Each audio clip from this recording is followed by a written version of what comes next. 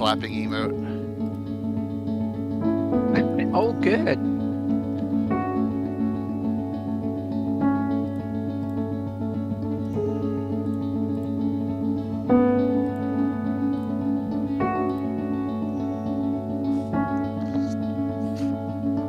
Anna, thank you for hosting the Gazetteers on your site. Oh, thank you. I'm just about to post them, and I'm sorry for being late. I'm going to post them now in a second here. I got them last night.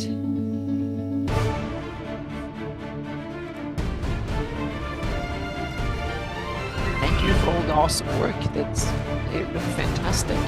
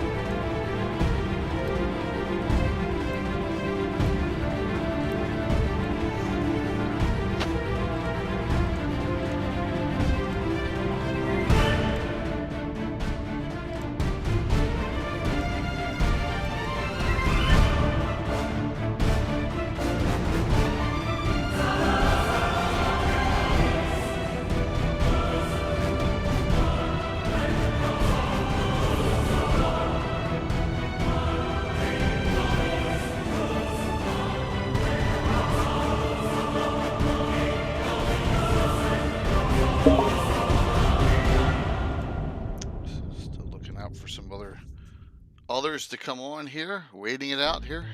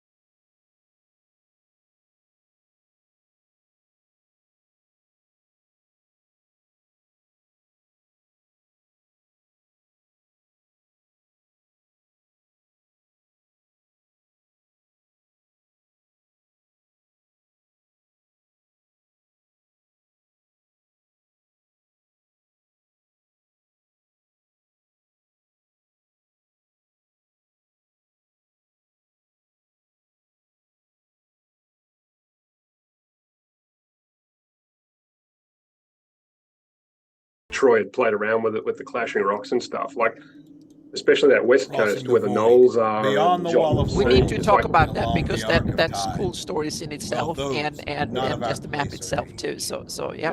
Always. I But love it it. made us think Show about like that the there is hills dark and there's some sort and of there is inland light. sea there, and It is and you too had that easy hot zone. to Like, say okay, that's that going to there be are two desert, and sides it to was every really coin. good to make us Yep. think, Reality made you think about far stuff. Cool. worse. Yep. For So law that was flirts yeah, with and it was tyranny. only my early. Thanks, I'm Troy. now Invites working on freedom, the but next evil, year. and a Oh, hey, major Carlos, update of it, thanks. so, yep. I was on the other screen doing. Oh my gosh, you already got a hype train. And What those is in the wrong with middle, you people? They are Awesome. worse, for they know They got nothing. nothing. They got nothing better to do. When I was watching. Yeah. Codex Infernum and the Hey Codex Lee, how you Exalted, going, man?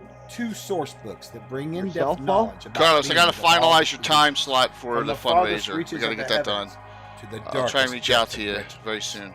Both of these titles come with I just sent you like some tweak, and Anna's going, no, I'm just about to new upload it. There's no powers more changes. like I was like, possession and a Yep. multitude of information Darling, what's providing up? lore, backgrounds, names, mechanics, yeah, it looks pretty. It looks pretty stats, good. It's and pretty. much Really more. happy with it. So. Oh, dude, I'm sorry to hear you're under the These weather, man. incredible tomes Sorry, Troy. are filled they are with fantastic. demons and Yep. angels, Troy is devils, sick. and celestials, Yeah. Oh, unleashing the powers Yeah, he's of good and been- evil, Uh-oh. been law fighting- and chaos fighting things for a on couple your days table. and The trying to Codices convince him to have Infernum more and chicken noodle Exalted, soup. bringing So. creatures hallowed and profane into your adventures. Needs more salt Pledge water. and share today. Salt water cures everything. Mhm. Yeah. He should know that. He's an ex-submariner. Troll Lord Yeah, it sucks though. Join the to fray. have that feeling, you know. Yeah. It stinks. Hmm. That button. I wouldn't want to Oh. feel that way. I know. Well, it's a pity he can't be here because he was such a major part of getting this project done. So Yeah, he really was. Well, we're all gonna have a nice discussion tonight and show a lot of stuff. And for those who are anyone is eligible to download both of them, right? It's all. I think we've got the updated Gulf of Ghayar Gazette up, Okay. which I think was done a little earlier, but that's ready to be uploaded too. I think I'm told. We'll wait on that until get the show going a little bit, and then we'll start blasting that 45 minutes. in Spoiler or alert! whatever. Whoops, sorry. So that's great. This is what happens to people who tune in early: is they get the green room discussion. That's Exactly. what it is. Yep. That's what this is. Yep. Where's the pizza and the alcohol? Oh, and you have the green room with the fake background and stuff. That's Well, you gotta know. You So gotta. you, Yep. so you can't see the actual people who are actually working here walking past you. Yep. You I gotta talk to my agent. got All right.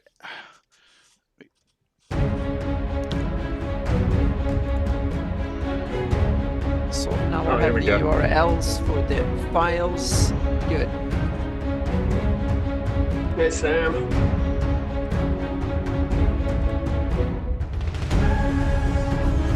Yes, you're getting some notifications now. I'm just streaming, scrolling through them. So, all right, it should be good. If I look closely, I can see heresy at work behind Sam there. Fires of industry. Sam's bouncing ideas around about Niron and history. It's like you can't. Niron to me is like catnip. It's like I've got to look at this now. Phantom, thank you for the gift subs. I really appreciate it. We're almost, let's keep this rolling here. That's awesome. Ah, there you go, Wayne. All right, well, I'm at least doubling the giveaways, at least 2 tonight so far. But we're going to have some massive raids tonight. I know Little Bird says she's going to raid in.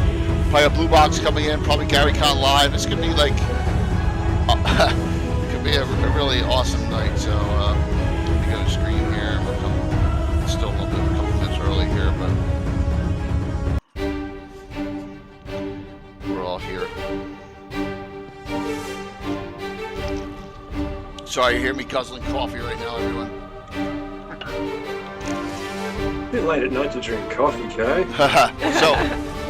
So note, every time I have a large raid, I'm going to stop and just, because especially Little Bird's raid, because it's a lot of non-D&D players, and I want to get them a little excited about what's going on here.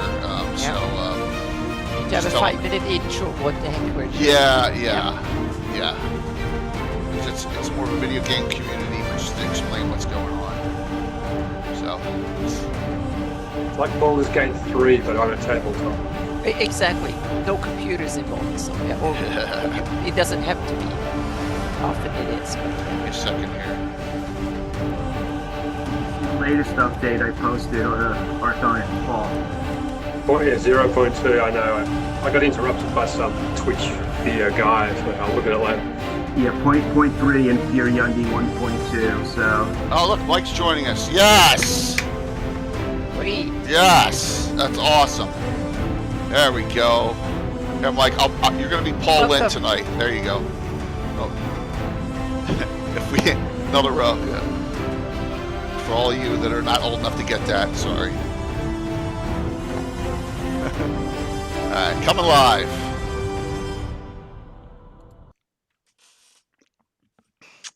Have you got your University of Hull hat on there, Mike? Yeah. Yes. He has that after that's a University of Hull. massive victory last night. Yep. So, Hi, Paul. Taryn, I got your artist badge back up too. So, good evening, everyone. I'm J.K. Lord Gazumba, and with me on my normal partner in crime on Sunday nights, Anna B. Meyer.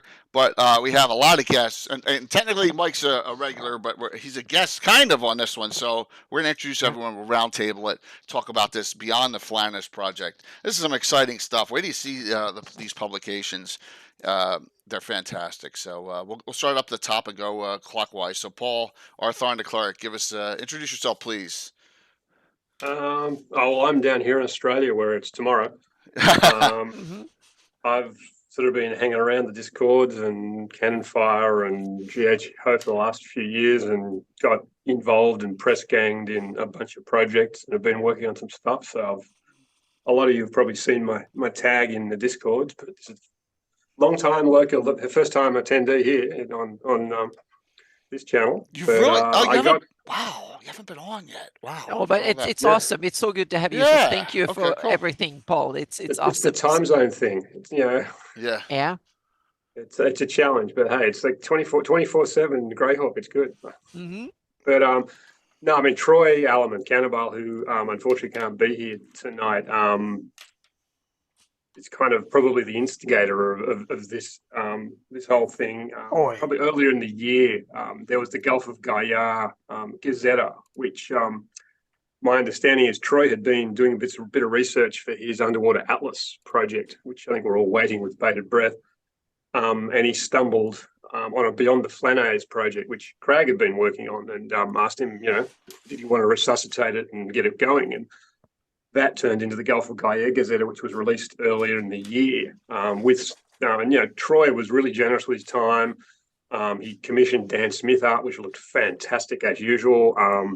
Lee came in and did some layout and so forth. And there was a bit of feedback about editing. And Troy asked me, he said, look, do you want to have a second look at it and just clean it up a little bit? Because it just needed a bit of reformatting. So I had a look at that. And no good deed goes unpunished, of course. And he said, we've got this other one, the Domain of the Despotic Giant King. It's just in Word. We're thinking, Craig's done it as well. And I had really enjoyed going through the Gulf of Ghayar, because there were some really good concepts in there. And I really liked some of the stuff Craig had done, leveraged this Beyond the Flanaess project, which Craig was, really he gave the shout out to that project, which is some time ago. And I foolishly told Troy, yeah, sure, send it over. I'll have a look at it. And that kind of consumed my spare time earlier in the year having a look through that.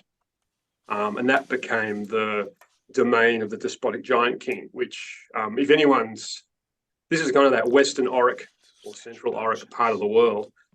And I think the Crag or the Beyond the Flanaess project, it had the benefit, I think, of Anna's map, which had attempted to map out a lot of that part of Auric, which had only been sort of alluded to, and you can see it in Anna's video stream there. She's got it up, and this is this area in sort of northern central Auric, which I think is referred to in Dragon Annual or Chainmail. One of them is Gigantia, and one of them is the domain of the Despotic Giant King. So it's Giant King lands.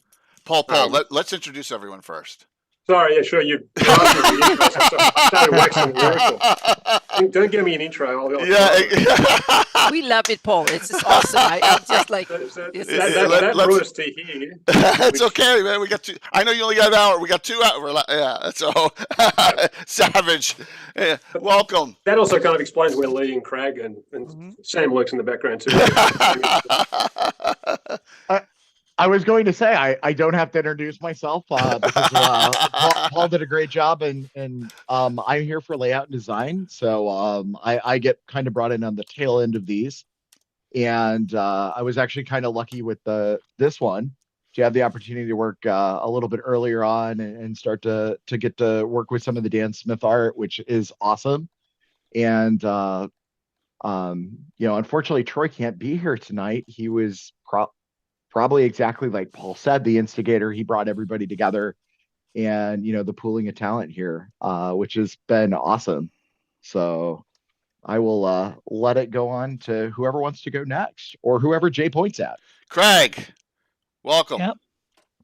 Oh, thank you. But again, everybody's pretty much said everything. I kind of almost by accident became a clearinghouse for the Beyond the Flanaess project that was on Cannon Fire, and Troy reached out to me and said, "Hey, I got this team. Do you want to do something with this?" And that's how we got the Gazetteers, right? So I'd like to thank everybody for being part of it, because Troy really earned some really a lot of respect, because he really put all this together. He put the people together and got it moving. He gave it the momentum it needed. So fantastic, and welcome. Have you been on before? You were on once before? Were you on once before for another project? Yeah, that's what I thought. Yeah, cool. So we got so only Paul's new to this. Sam, welcome. Hello again. Yeah, sure. I'm Sam Weiss, and I'm the mad writer. I've just been writing furiously, and I came into this whole thing rather late. This was back when I had first done what became the giants of the Flanaess article that showed up in Visions of Greyhawk 2. And so someone foolishly asked the question, well, how do you fight giants? And so, of course, I had an answer.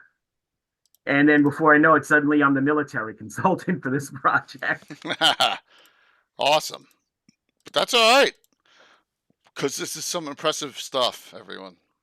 Oh, I picked Sam's brain for some of the stuff I threw in there about when you're a human, how do you fight giants? And picked his brain because Sam's always happy to give an opinion about most things, and usually it's very well informed.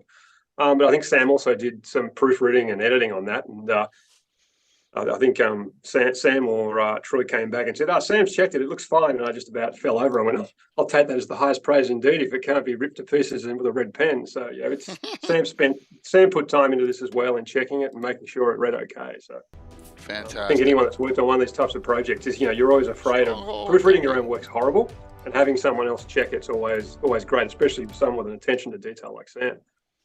Well, it's good to see, it's good to see the group putting together putting together their heads on this. And so lastly, Mike has contributed. So, Mike, what has your part been in this? Yeah, that's what they tell me. Hey, it's great to have you guys on here, especially Paul. So Troy is like this instigator. He's this like head coach type figure, collaborative lead is better than instigator. But he's very good. Craig really, he kept that torch going for a long time. He had that material where it could have just languished or not even happened. So kudos to all involved. Mm-hmm. Excellent. So I've heard rumors about this project for quite a while. When did this get started? Meaning, how long have you been cooking this until you got it together? Oh, well, actually, I think it started 2006 Okay. from the journal. Yeah. Mm-hmm. Rick Miller kind of just threw it out there in issue 26. Wow. And I guess he had a bunch of people, authors. He was really serious about fleshing out the rest of the Auric, and unfortunately, it didn't go anywhere because it ran into that 5-year hiatus with the journal. So, kind of laid there in limbo on Cannon Fire. So. Lando, I know. Where is all this stuff? I'm going to make you all sweat a little bit, but I'm not gonna, no links yet. We're going to enjoy the discussion, then we'll have some links. We have them. Yep, we got links, okay? Trust me. Got links. I'm going to be a dick, so a little bit. Yeah, we're going to be my prerogative. For a couple of more minutes. Sit back and relax and enjoy this. So, where do we start? So, and this is where, Paul, you were starting off pretty good there when I interrupted you for the introduction. So, which came first, the Gulf of Ghayar or the domain of Despotic Giant King? Golf. So it's Gulf of Ghayar was, I think it dropped on Anna's. It was. About a year ago. So I got that up now. Yeah. I thought it was earlier this year, but it was almost a year ago or something like that. It's many months ago at least. Yeah. So I think there's a lot of work. I came in very on the tail end of that and basically did kind of a refresher edit on that, which is now about to drop on Anna's version 1.1 of whatever it gets called. That's been around for a while, and I suppose that's what got me inspired, because I started reading that and it just looks so good. The layout and the art. And Troy. I was talking to Troy over the weekend on Discord, and he said it, and it summed it up well. He wants this stuff to look professional. He really wants to raise the bar and have everyone look and go, man, I want to do stuff that good. I mean, look at how good that looks. He's really trying to push the boat out and raise the bar. And I mean, Lee joked about it, I think, in the same chat. Said, "Man, I got to go back to all my projects and up the bar now. You curse, you Troy." Because it is. When you look at this stuff, I looked at Gulf of Ghayar and I went, "Man, I'd love to be involved in a project like that." And then Troy gave me the chance. Anyway, I said yes. But this I look at this stuff and it's fantastic. It blows away anything Hasbro WotC could do. That's Troy's attitude, and they're not. WotC, for whatever its reasons, isn't supporting Greyhawk at the moment. But when you look at this type of stuff, man, the fan base is doing a pretty good job, and that's a great thing. I got my brand new note for that. Multiple clapping hands that they aren't supporting it there. So, so let's not go there. All right, that's enough of me bashing them. So, all right. This came together, and it's a lot of, I guess the best thing to do is just start scrolling through this a little bit, seeing what we got. I got a second one up so I can go to any maps quickly. That was Anna's great idea. But is this Dan artwork? Is this Dan Smith here on the cover? Yes. Oh yeah, that's awesome. I think that artwork features in. There's the normal black and white one. I think internally with the shark coming up there, but it's a great piece of art. Yeah, it's beautiful. Beautiful stuff. So, preface. Provocative sages believe the true inheritance of the Bacloonish civilization. So, if where is Rich? Lord Breslin. Rest not within the basin. Embellished caravan tales of exotic cities and cutthroat corsairs have long aroused interest among the adventurous. Most seek nothing more than profitable commerce, but others crave pillage to ease their lust and enrich their purses. Come explore the Gulf Gates and the corsair cities of the Isles. I'm going to ask a cheesy question here, and if you say, Jay, that's a dumb question. Are you guys? Is there any thought process on the Corsairs of Umbar and that area, and wow, you didn't know much about that in Lord of the Rings, and this is an area we don't know much about it in Greyhawk, but let's expand on it. It's kind of a little bit of a parallel to it, doesn't it? On that area of the Bacloonish lands where it's rife with storytelling. So, yes. It was a dumb question because no one answered back. So I think it's one for Craig because he's the one that produced the word stuff. So Craig, what are your thoughts on this? Actually, the inspiration for it was Sinbad the Sailor. Actually, okay, that's cool. Yeah, that is cool. Here's our contributors: Craig, main author; Mike Bridges. You got Skip, Sir Zaris Twitchell, Troy is in here, and then we got editing from a bunch of Gary Julian's in here, Paul's in here, Dave Coulter. Do I know Dave or Dennis?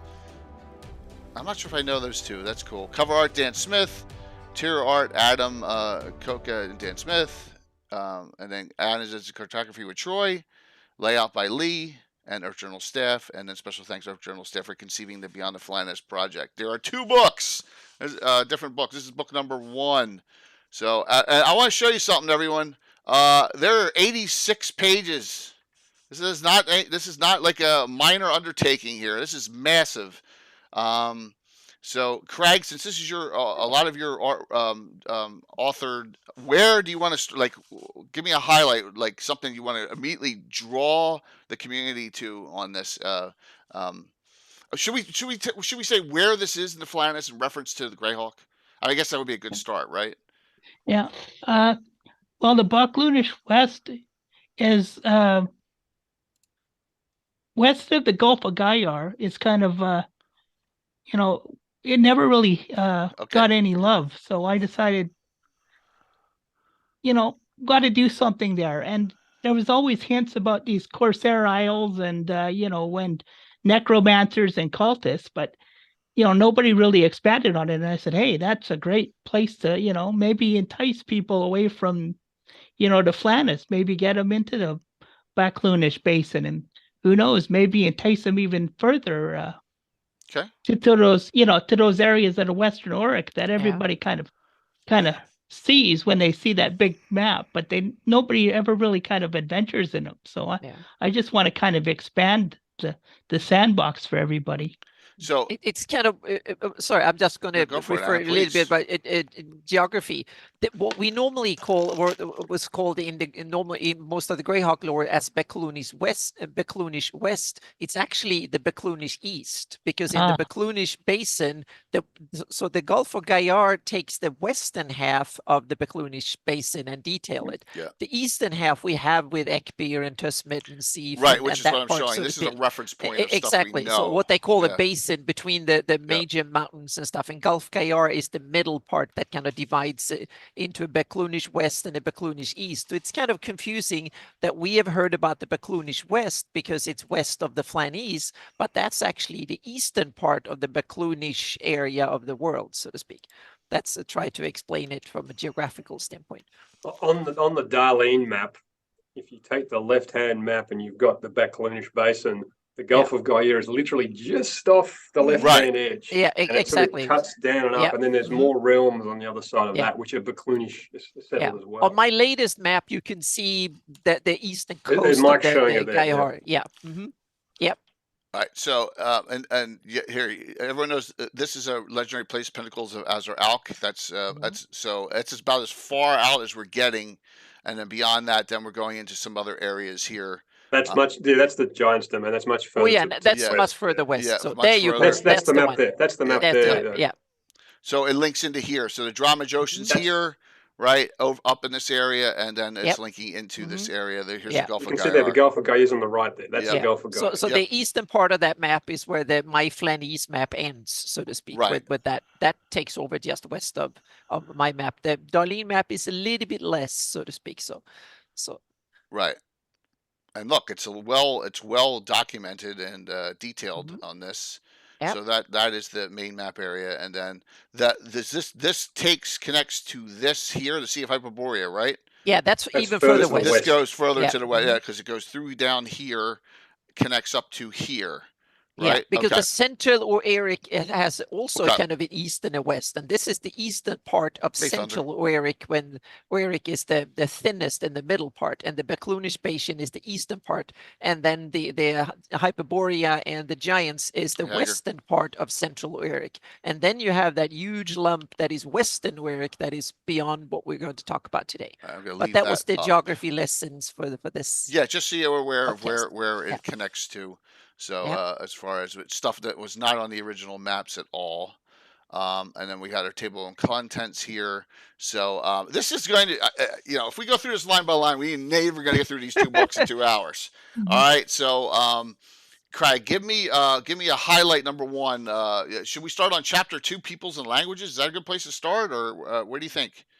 Oh, sure. Go ahead. Okay. So I know we have here climate and weather. What's the climate of this area? Is it kind of like Europe? Yeah, it's mostly Mediterranean. Oh, it's mostly Mediterranean. Okay. Okay. Very cool. So this area is dominated by the Buckloonish, correct? Yeah. There are Flan here, though. Yeah. In Dragon Magazine, there's some mentions about Carry ex Con. cultists that kind of set up,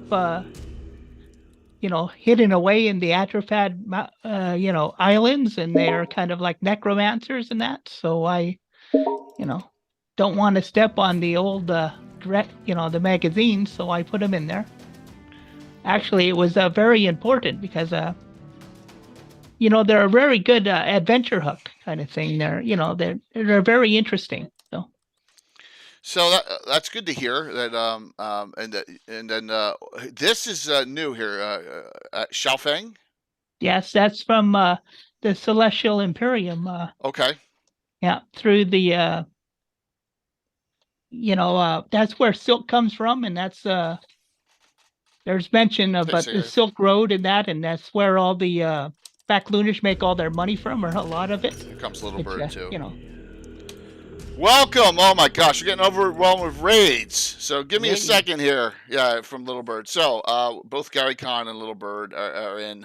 I know Little Bird. There's a lot of new people who are new to D&D. So this is a discussion of a new location in Greyhawk outside of the Flanaess. It's beyond the Flanaess project. We have a nice group of guests. We got multiple giveaways.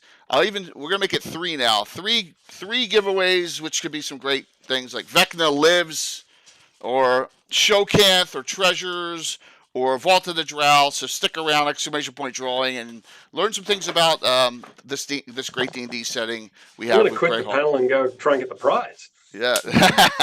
we got some great guests tonight, and my co-host Dana Meyer and I will walk you through this. Yes, we're gonna have some fun on this discussion. So thank you, Little Bird, for the raid. Hope you had a great stream. Gary Con as well. Let's crank up some discussion here. All right. So so from the Celestial Imperium, you have Sul, of course. Sul are everywhere, right?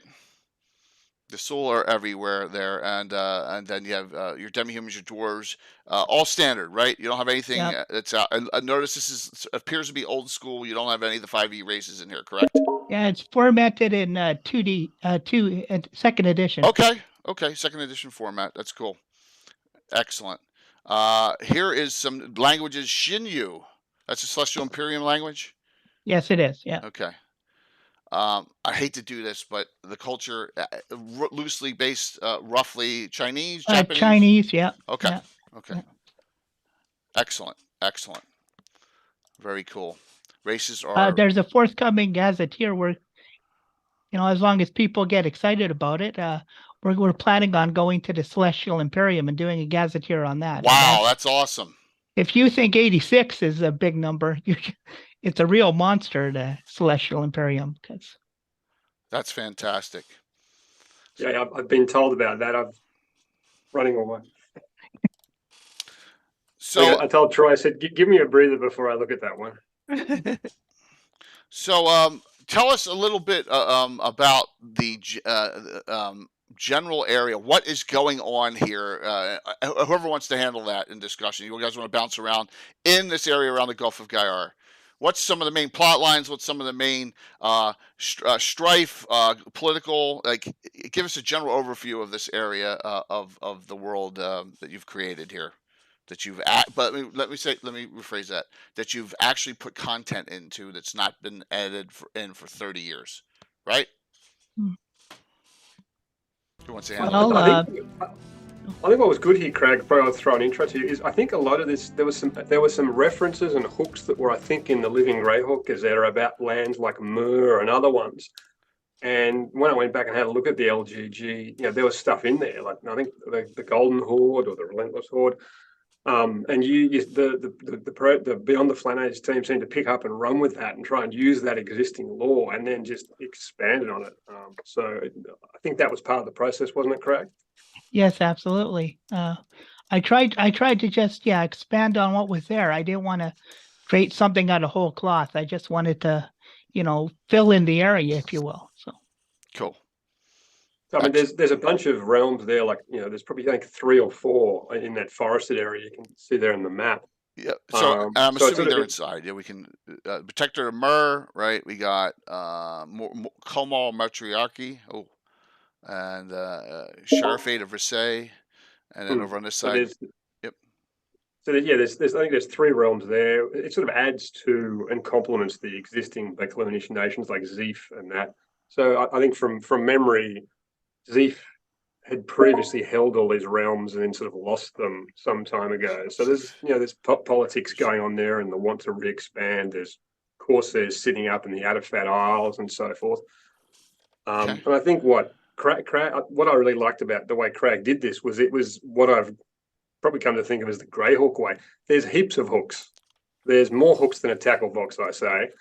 But there's also that freedom, which I think Greyhawk DMs love, which is, it's not like prescriptive, where, here's your 117 ingredients and you must stick to them. As I read through it, there was in each of those realms, there's personalities, there's locations, and each of them I was reading through and you could just see the adventure hooks popping up. So there's enough to fire up your imagination. And you could see the arcs and the plot lines going on and kind of interfacing. But at the same time, it wasn't, it left a lot to the DM. And I think that was one of the great things about it is if you wanted to run a campaign in there, there's lots of inspiration, but also lots of room to maneuver, which I think is one of the strengths of Greyhawk in many ways. Everyone's always saying, I need an area outside. I'm bored with the Flanaess, which I never found that, but there's a lot of people who said that, right? And we got that map from DA1 that when Skip Williams was on.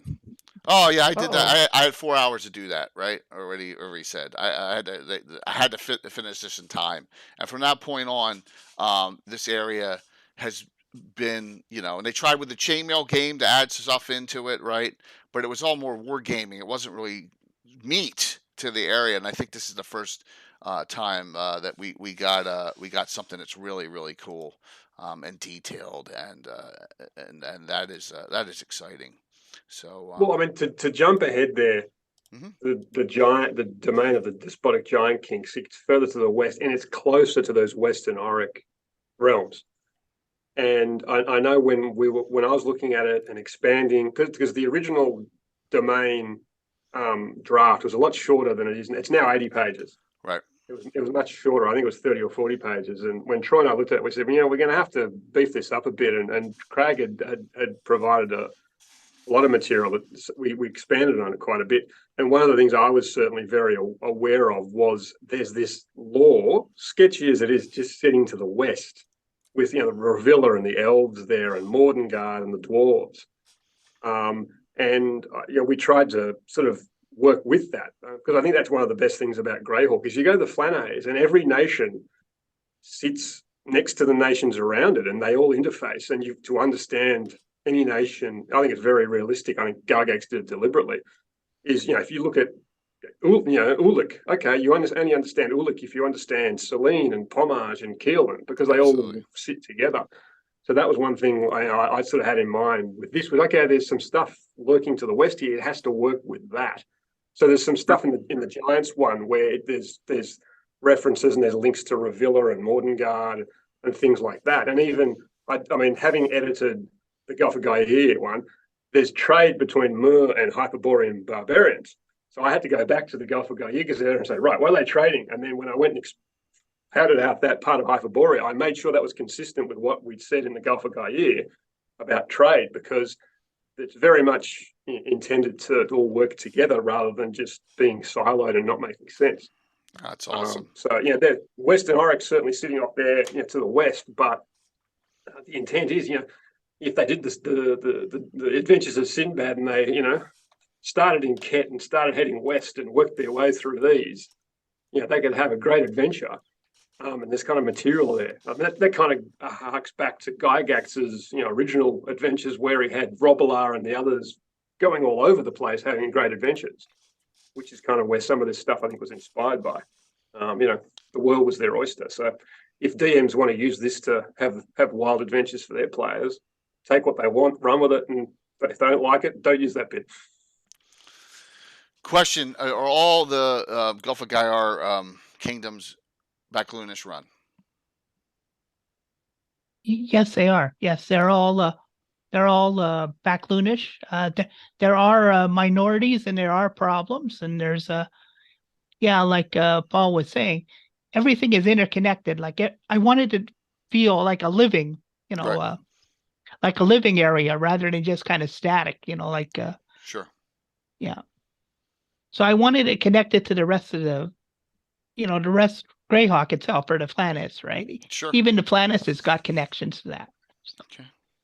I think the Outer Fat Islands, from memory, which sits up to the north, it's a heavily Flan set of islands, but I think it's under Bacloonish occupation. These, which is one of the story. I think one of the story arcs in that is this tension between the Flan and their necromancers, of course, and stuff, and the Baclooni occupying forces. So that, in that area, from memory, that's one of the story arcs. Is if the players wander into that, that's the type of situation they're going to be having to deal with. And the Central Isles are being contested by the Komar and Zeph, and it's like I said, it's all a big mess. So there's going to be a lot of fun if people want to pretend to be a pirate. I mean, there's a lot of things you can do out here. So. And that's really cool. That man, you got a whole new area that is just raw for developing however you want with the basis of these two publications. So it's super exciting. And don't forget the underwater stuff, or Troy will throw rocks. All right. Yeah. Well, that's what caught Troy's attention when he got in contact with Crag, was that there was quite a lot of underwater stuff in the Gulf of Ghayar with, I think, Tritons and a merfolk and all that type of stuff. So the Gulf of Ghayar Gazetta has a lot of stuff for the underwater races. Craig, I'm not sure if that was in there already, or whether Troy added any stuff there. Troy certainly has a focus on the underwater stuff, as we know. So there's a whole heap of stuff in there. Let's go right to chapter underwater adventures. I know Troy's hanging on there. So wow, chapter 8's big. Chapter 8, chapter 9. All right. Chapter 9. The Aquans. There we go. All right, we'll start at the beginning here.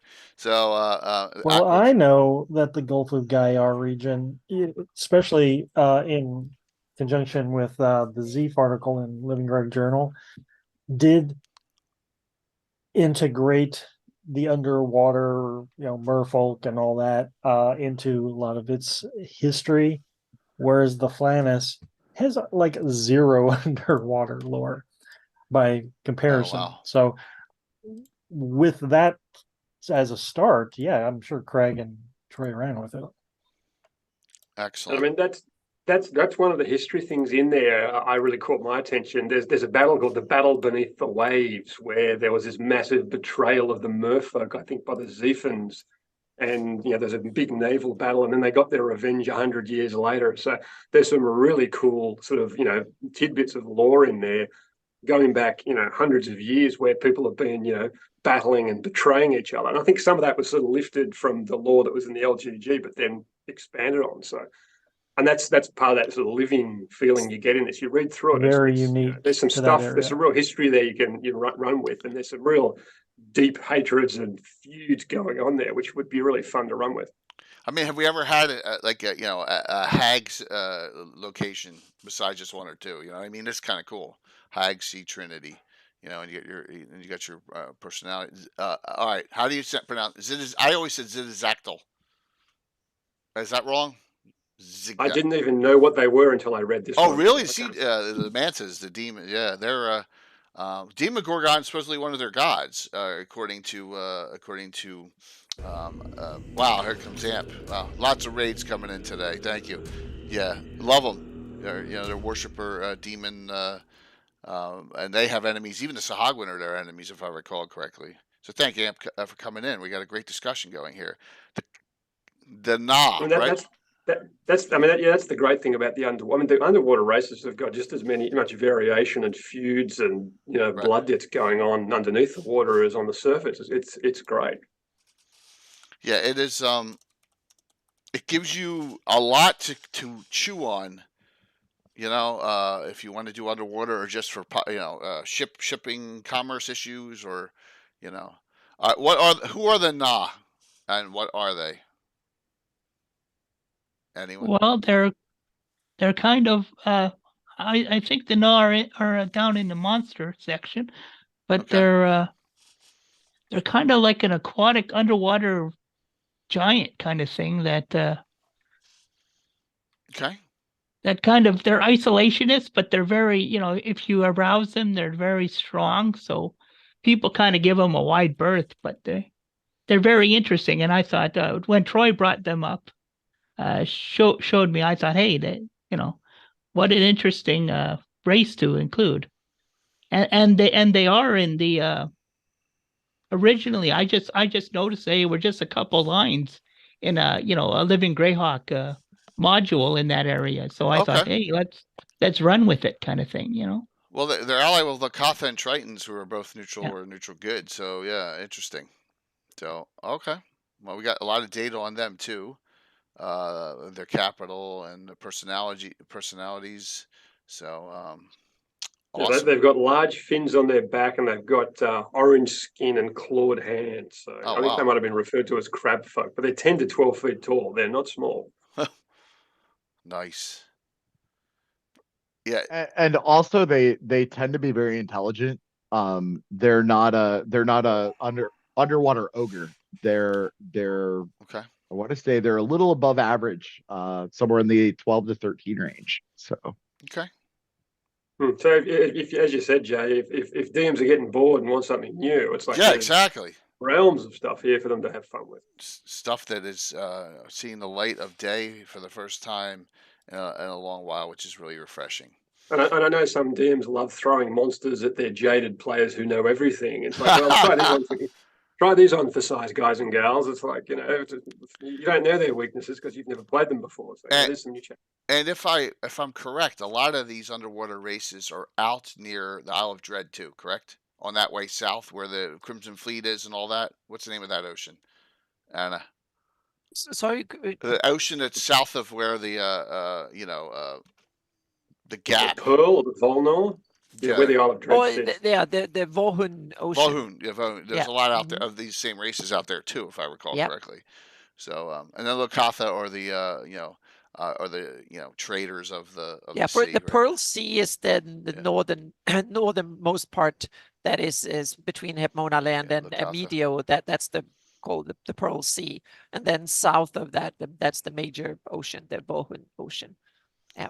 And then Azure Sea is the even further, and then you have the just south of the Oldman Island is Densak Gulf.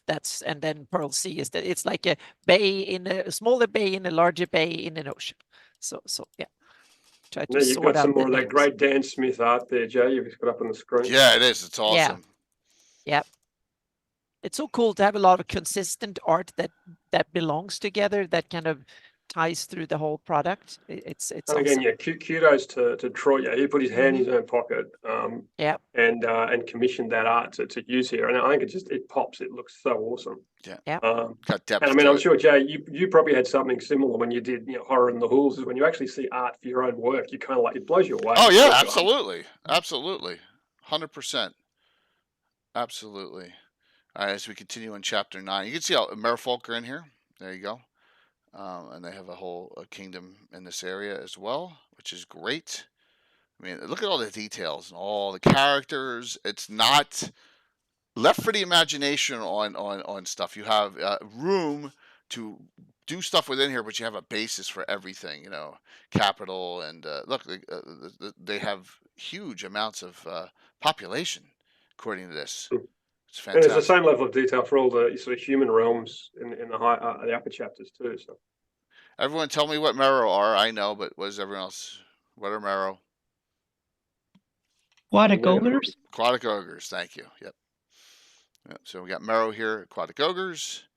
Language is ogreish and Becloonish. Interesting. That's interesting. And of course the Sahagwin. A lot of people will pronounce that differently. Sahagwin. However, but they're them and the Zidzactyl or the vile underwater creatures.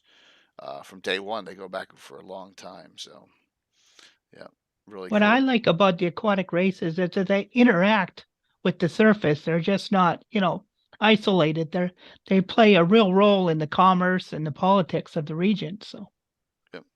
Lacy Dons are aquatic ghouls. Yes, Scrags are aquatic trolls. There's a lot of names for a lot of other, creatures that are aquatic. So, yep. Awesome. So, yeah, fantastic. And are they on the maps where their settlements are on these maps? I think it's in general terms for the most part. Oh, it's in general. Okay, cool. That's fine. I think, yeah, it's in the blue section. That's my eyesight isn't good enough on No that. problem. No problem. All good. Really cool. I think in the descriptions it kind of tells you where they're where they're located, but I Okay. don't think it's on the map. No problem. So DMs can put it where it suits them. So let me go back here. Let me go back to chapter 3. All right. So Anna, you got to have a question or two for the panel here as we're. Well, I was thinking about the let's say I have a bunch of, but I forgot to write them down. So let's go back in the PDF. Well, first of all, I kind of like the idea that my comment is you merged the 2E content style with the 3rd edition Living Greyhawk Gazetteer presentation thing. And it's kind of interesting. In that way, you kind of married the two, I would say, the 2 eras of Greyhawk stardom, so to speak, and the best of Greyhawk publication in one publication. It's the golden age of Greyhawk content with the golden age of Greyhawk production values in one go. So that's kind of cool. It's and Lee, what was the concept? Why did you choose to make this and to the whole team to make it kind of an homage to the Living Greyhawk Gazetteer of year 2000? So for me, that was probably just from the perspective of that first D&D Gazetteer, not the LGG that would come out later. It was, at the time, everybody's a little bit pensive about, 2nd edition is going away, 3rd edition is coming out. Yeah. And that book kind of presented the information in the same way the 2nd edition feel.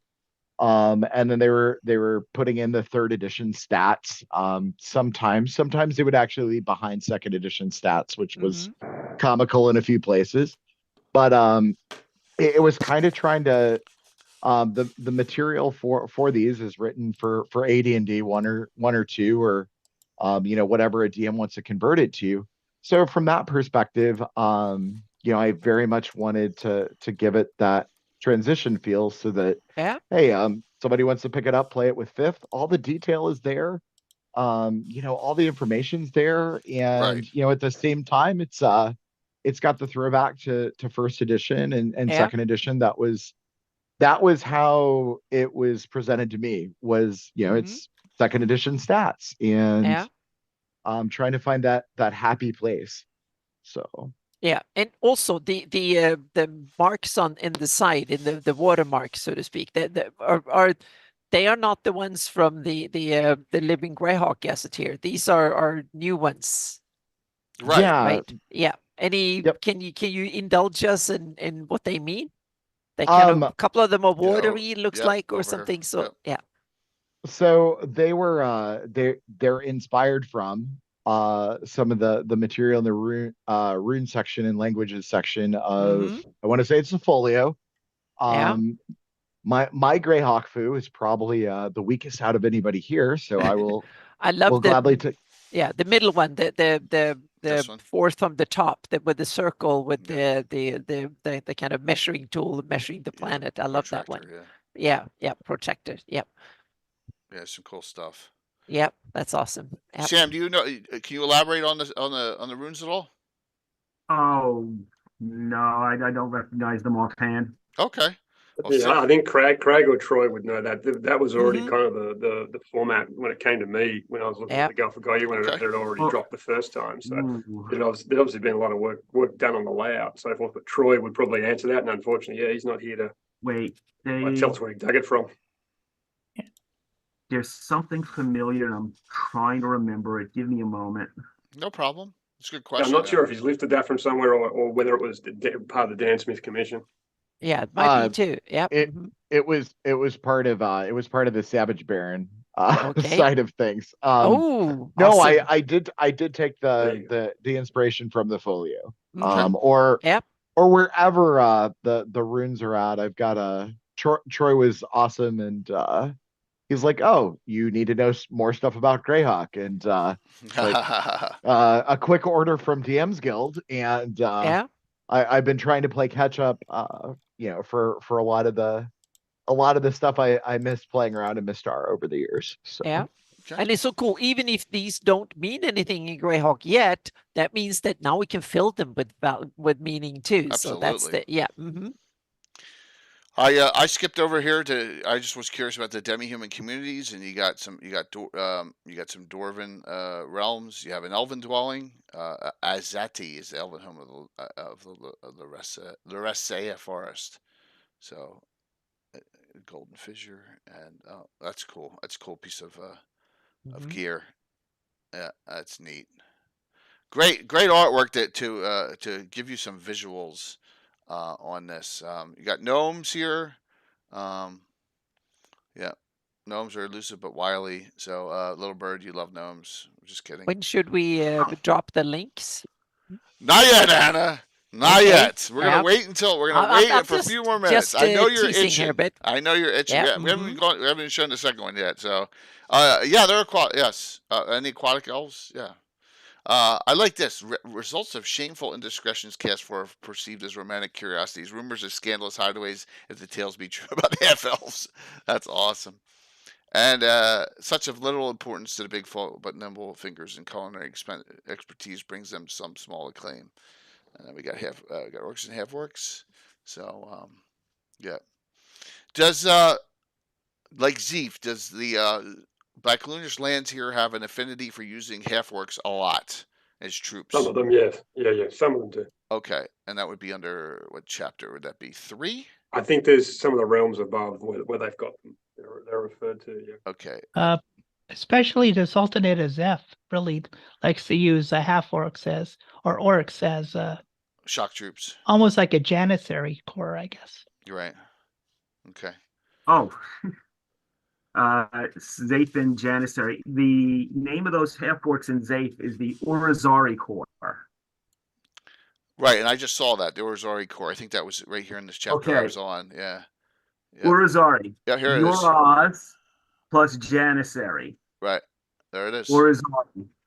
Yeah. Good night, nice one there, Fred. Good catch. So, which I mean, I've always liked that about the Baklunish Basin is it takes the half orcs and does something different with them. I mean, that's coming out of Zeef, but also look at that picture. What's that from, Mike? Run with it.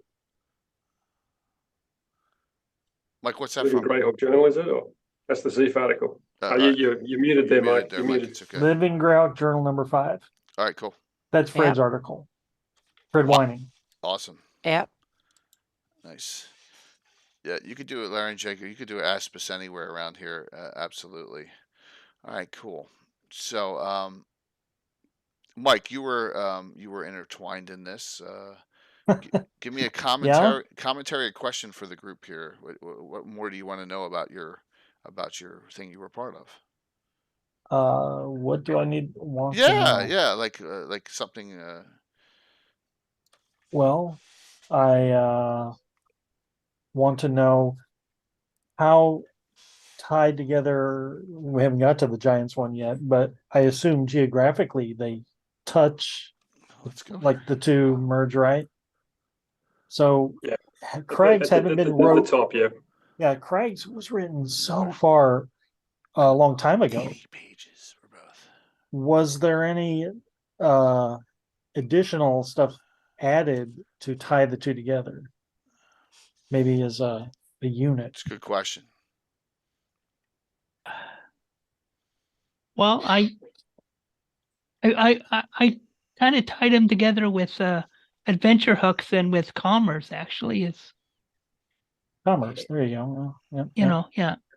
Of course, the Sea of Hyperborea empties into the Baklunish Basin in the Gulf of Ghayar. So, yeah. So there's a definite. I just took that and said, well, there's got to be some, some interaction, right? Like, so, who Hyperborea and the Jotunheim Sea pulled right out of Norse? Was that always called Jotunheim Sea? Yes, that was always it's there. in the Dragon annual map, or it's taken from that. Yeah. Yeah. There you go. All right. It's the usual Gygasm of I think the sea in Norse legend was Jotunheim, but it's been tweaked just slightly to Gygax it. Yeah, Okay. we can mention one thing that has the geography that is kind of interesting in this. That originally on the DA1 map, Dragon Annual map, there is a pure land bridge up to the northern continent, where you call that Telchuria, Hyperborea, or whatever you call it, so to speak. And there was a firm land bridge on that map. But then in later maps, in the map that came with the later with the board game and stuff, then all of a sudden they have kind of made this kind of weird, just a bunch of islands with water in between, so to speak, that looked kind of arbitrary and so on. But here, Troy have weaved and used that part from that later map and made it into a kind of fjord land or something like that. Right, that's cool. Yeah. Mm-hmm. Yep. It's called the Clashing Rocks.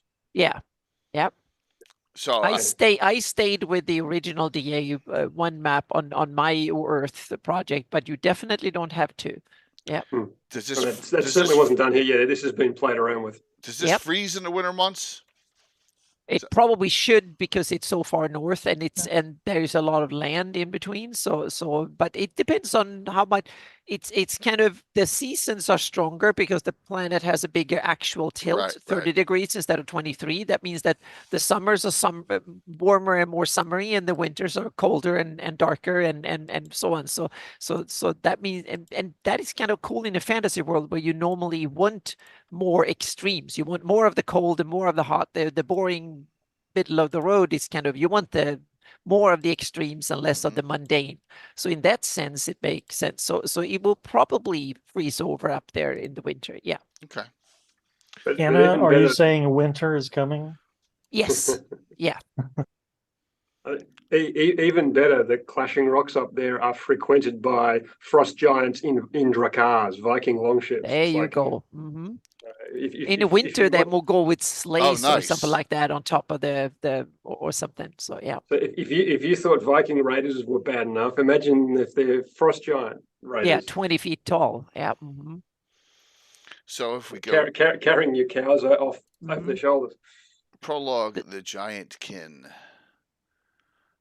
I love this beginning. Giants place far more stock in ancient grievances than future goals, as the flicker of a human heart reminds them of an inconsolable loss. Better to dwell on what was than think of the bitter wind and the gnawing emptiness of their bellies. That's pretty poetic. Well, it's Crag. He's got his inner poet going there. Yeah, that is awesome. Or someone in the Beyond the Flanaess team was waxing poetical. So, and we have all sorts. So we have ogre. This is this area. Ogres, humans, Marquetta Coast. Does it say what they are? Are they here? Oh, okay. So they have nomads like like the tiger bear, similar to the calendar's the same because it's based on the zodiac, so it's the same star signs in the sky. The humans are essentially on the east coast there, and they're basically Iridian. They fled.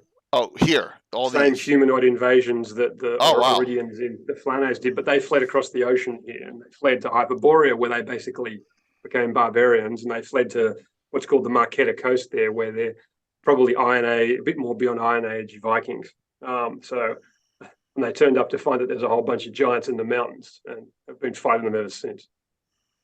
Whereas the West Coast is more demi-humans. Okay. No, gnomes, halflings, halflings, dwarves, and the occasional elf visitors from Ravilla. But yeah, the giants are all represented up in the Dragonspine Mountains, and they're ogre buddy lackeys. With the exception, I think, of the storm giants, where the lore for this was, and some of this is in the Gulf of Ghayar, is in ancient legend, the storm giants and the other giants had a falling out, and the storm giants fled or were headed east to a place called Stormvale, which is detailed in the Gulf of Ghayar. Okay. So they're the only giants that aren't in the domain are the storm giants, because they're over in the Stormvale doing what storm giants do. And this connects, looks like, to the Celestial Imperium area here, right? Is that Yeah. correct? It's the Western Celestial Imperium, yeah. All right, cool. Excellent. Well, you got 4 Marines here, even for Beegs. You've done your homework on adding all them. That's fantastic. It's really cool. Yeah, it is. Craig had a lot of material there for the Giants. I think, look, I mean, Sam's obviously done a lot of work in the recent Visions of Greyhawk on Giant, but I think that all works. I think there's a level of detail Sam took that to, which you can easily plug back into this.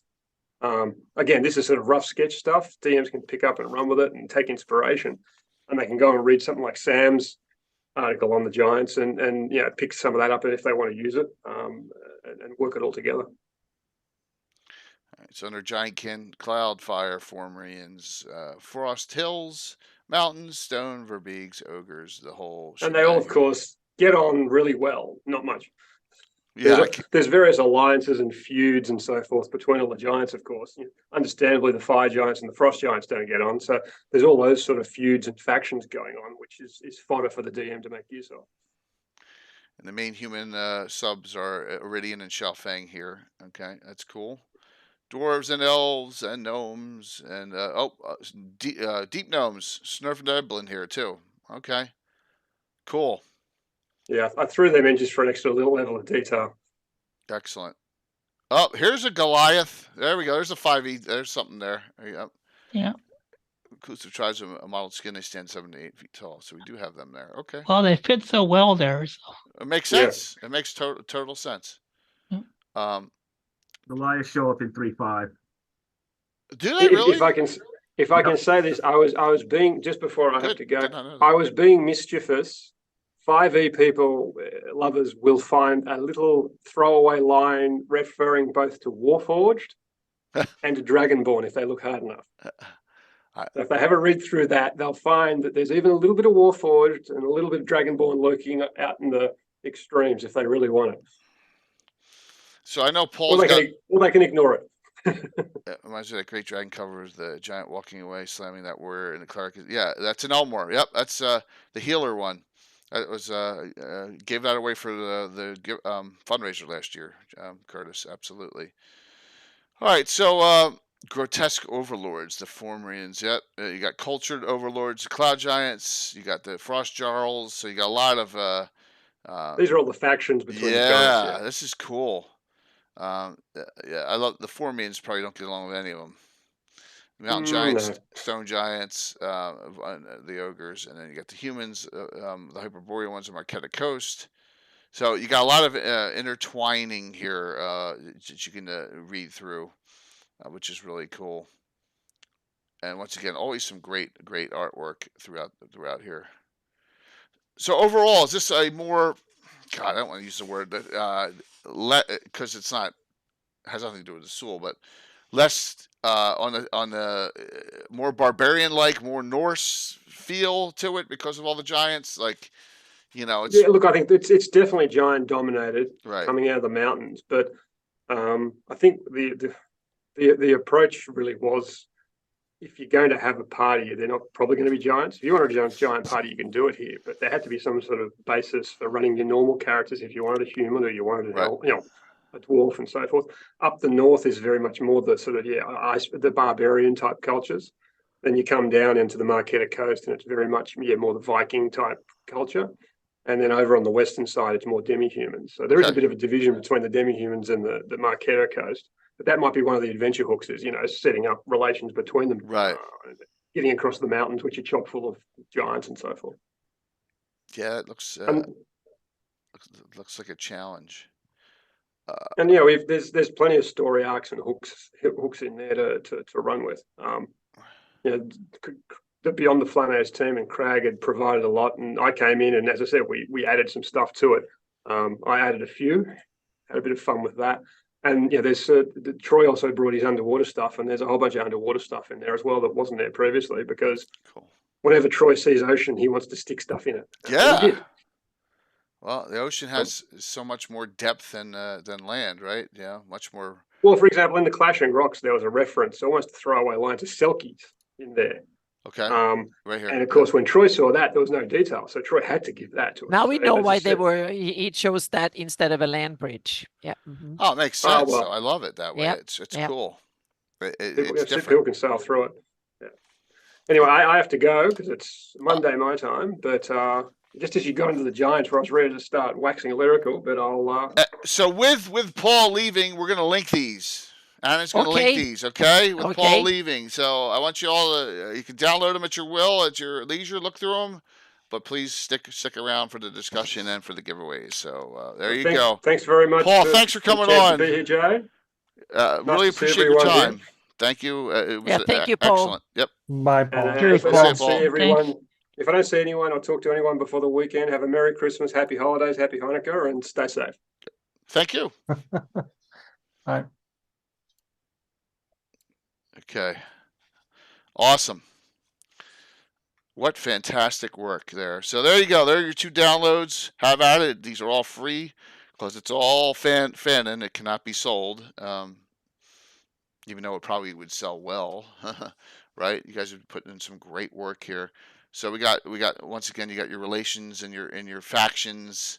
You even got some names of these, like the Apex Alliance, Cloud Giants and Mountain Giants strive to spread enlightenment. It's good. I mean, it's just you're showing a lot of different. It's not all just brutality up there, which is cool. It's really neat. Giant Pantheon. Is there anything? Wow, I wonder. Is there anything new?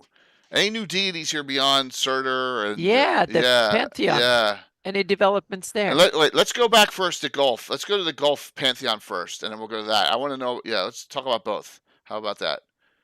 I know we skipped that here, so let's go to both. I think that was chapter 4. No, 5. Okay, let's do that. I'm sorry for giving you headaches, everyone. I'm going through it as quickly as. All right, here we go. All right. Craig, tell us about the religion of Ghayar first. Well, it's mostly just your basic Backlunish pantheon, but it mentioned there's a bunch of schisms in the area. So I just kind of split up the El Akbar into different interpretations because I thought that would make the most sense. I mean, it's taking a riff even off of our own history. I mean, we got the Shia, we got the Sunni. I mean, I guess Gary Gygax wanted to. He wasn't ashamed to take stuff from real life, from the real world, kind of, and just twist it. So, all right. So you're saying that Al Akbar, there are factions within. Yeah. Okay. That's cool. So it adds a religious element to to the nations and their interaction. So. Yeah, and you can see there's an alignment basis difference a little bit between them. So. Awesome. What is that thing attacking there? That is a huge something. Yeah. That whatever that is, it is large. Excellent. Just dies become the state fate. All right, so all the deities are existing Backlunish deities. Yep. Okay. Well, there are some clan deities like Incavis as the destroyer of wells, and there is some infernal cults up in the Atrabad Islands. Okay. I wanted to make it accessible to everybody. So if you want to play a cultist, you can. If you want to play in, an Iridian, you can find that. It's okay. Nice. Excellent. Okay, and then over to the domain.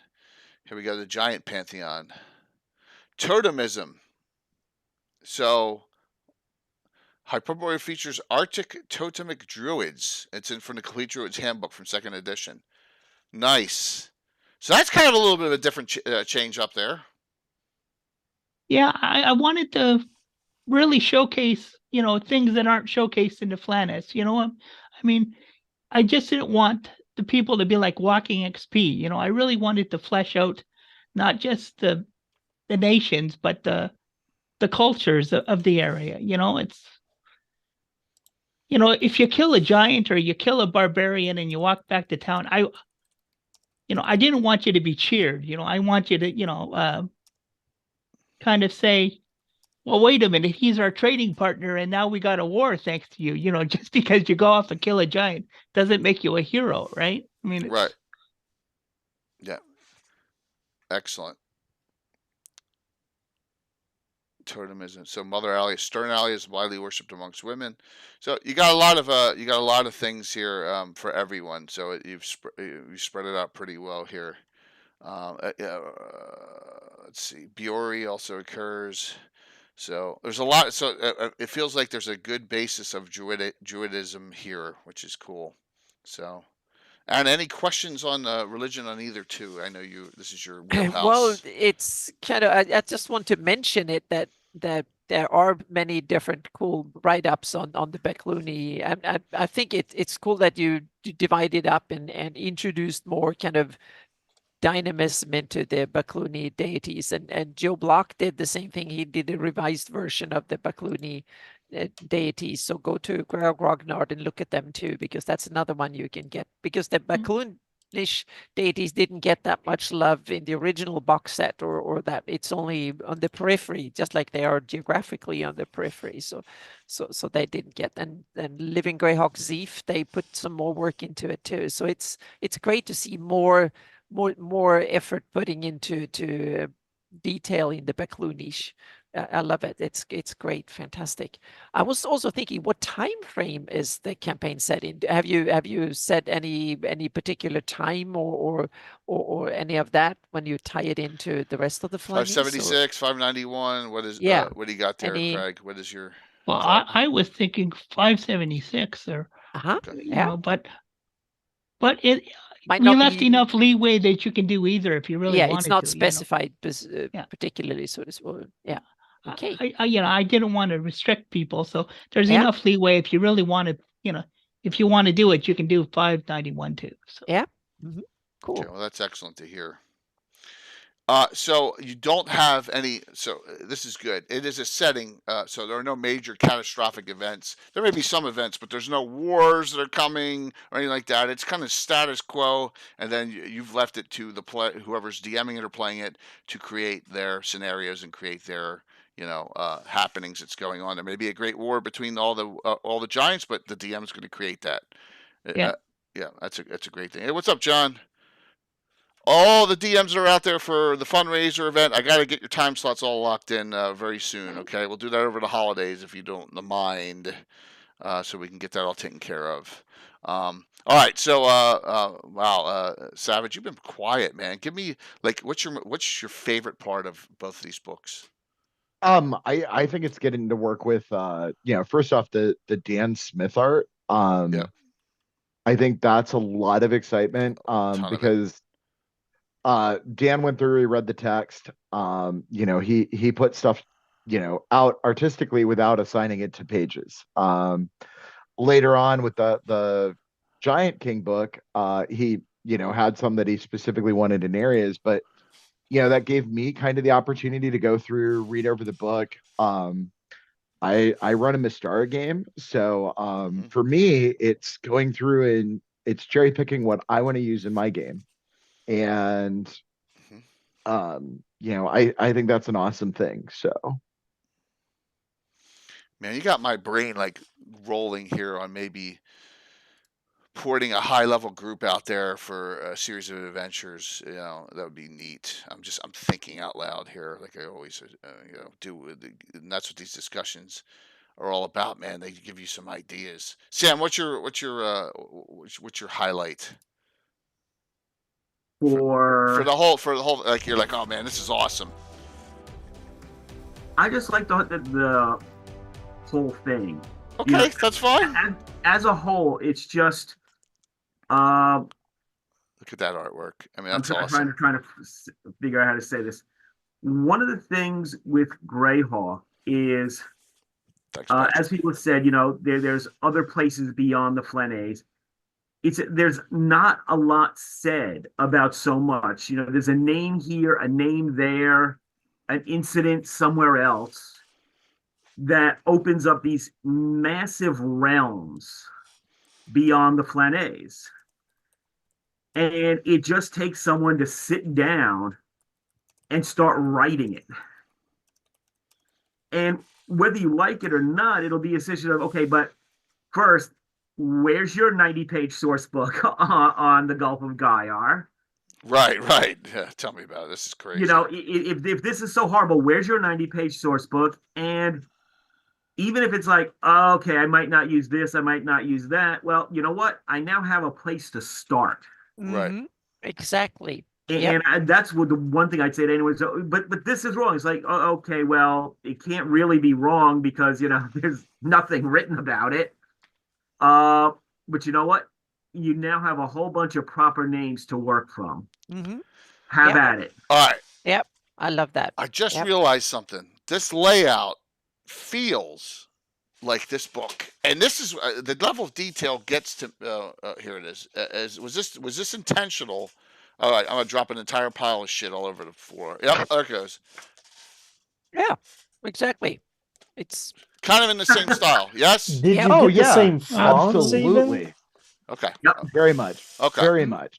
Yep. Yeah. I'm going to drop a whole bunch here. And now I need to praise it even more a bit because it's so cool. You build you don't go straight into the hot potatoes. You list a bunch of things. You go through languages. You go through. Meaning it's a rigorous built, well built source book, and I love these things that explain a whole area from different perspectives.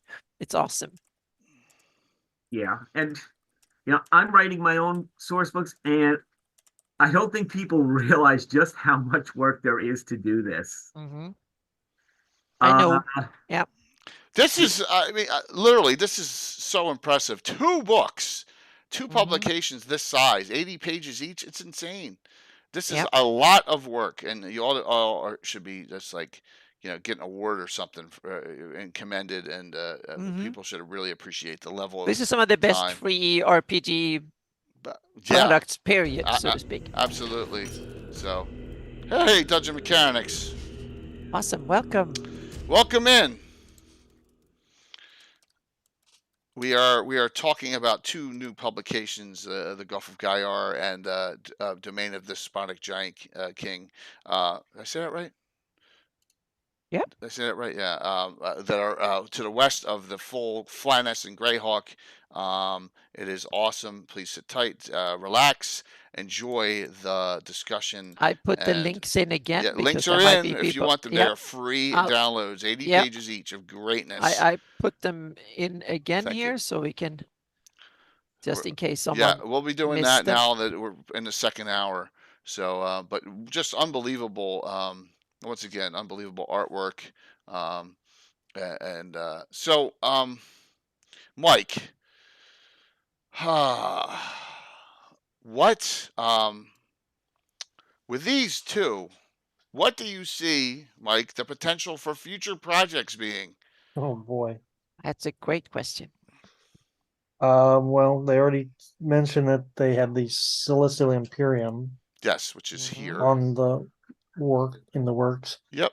I think from there you just keep kind of building off of one another, and then you got to do the Orcish realm. And I was just going to say Urtag. Yeah. You gotta keep working. Yeah, we don't your way mention the other down word. Yeah. To some more deserty locations. Let's say. I think that's what's might be high time is a huge desert setting. That's not the Sea of Dust. So, I don't know, and Sam, you're probably the one who knows here. The chainmail setting ones where all the that Primus did a lot of work on. How vague was it? Was extremely vague, correct? And they just chainmail is like one thing I know the least about. Really? Okay. I never bought the stuff. I've read some stuff about it. Okay. You know, I remember reading all the articles in Dragon related to the setting. I don't even remember doing that. But I think I was boycotting it, like subconsciously boycotting it back in the day. Yeah, because just because the original stuff was like I don't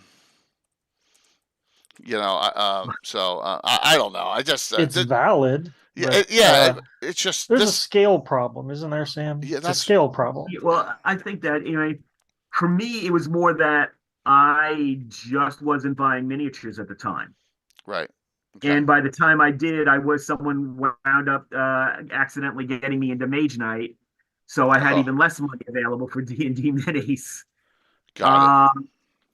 The main thing is, it's just not where I would go to develop a lot of things for that area. And especially now that I'm contemplating it, it's completely not what I would do with those realms.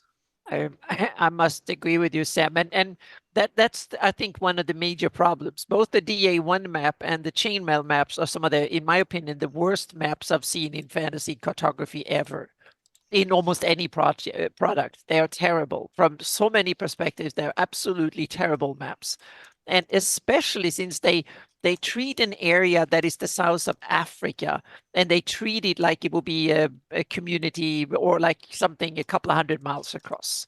They have all the terrain features are not miles, not tens of miles, not even, they are thousands of miles across, and that makes it just ridiculously bad. They could just take a small area of that continent, developed it, having the same stuff there, and it would make perfect sense.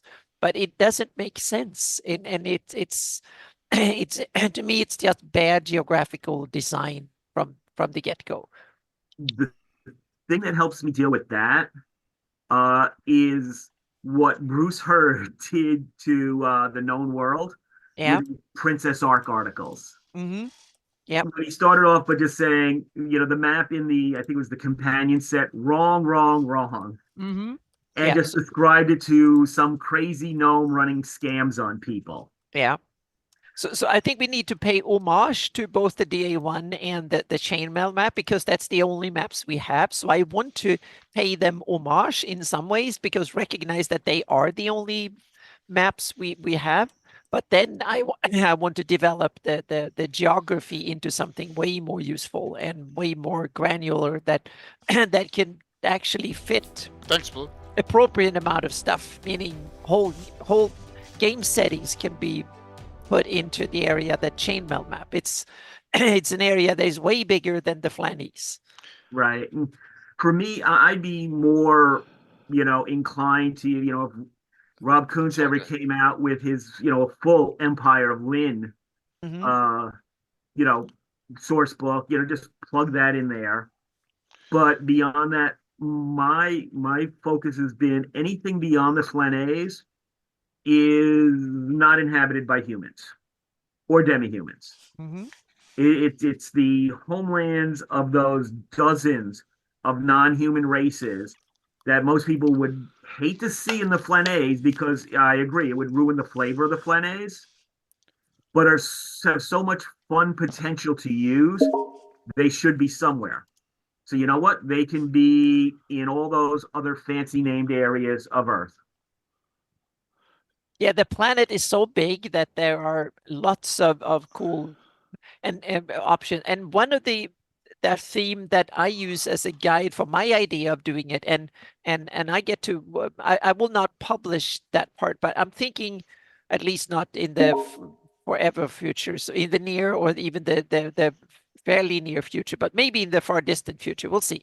But what my inspiration is, look at the Earth in the early days of humanity, when there was 10, 12, 15 variant other humanoids around that we were competing with, or were our other next of kin, so to speak.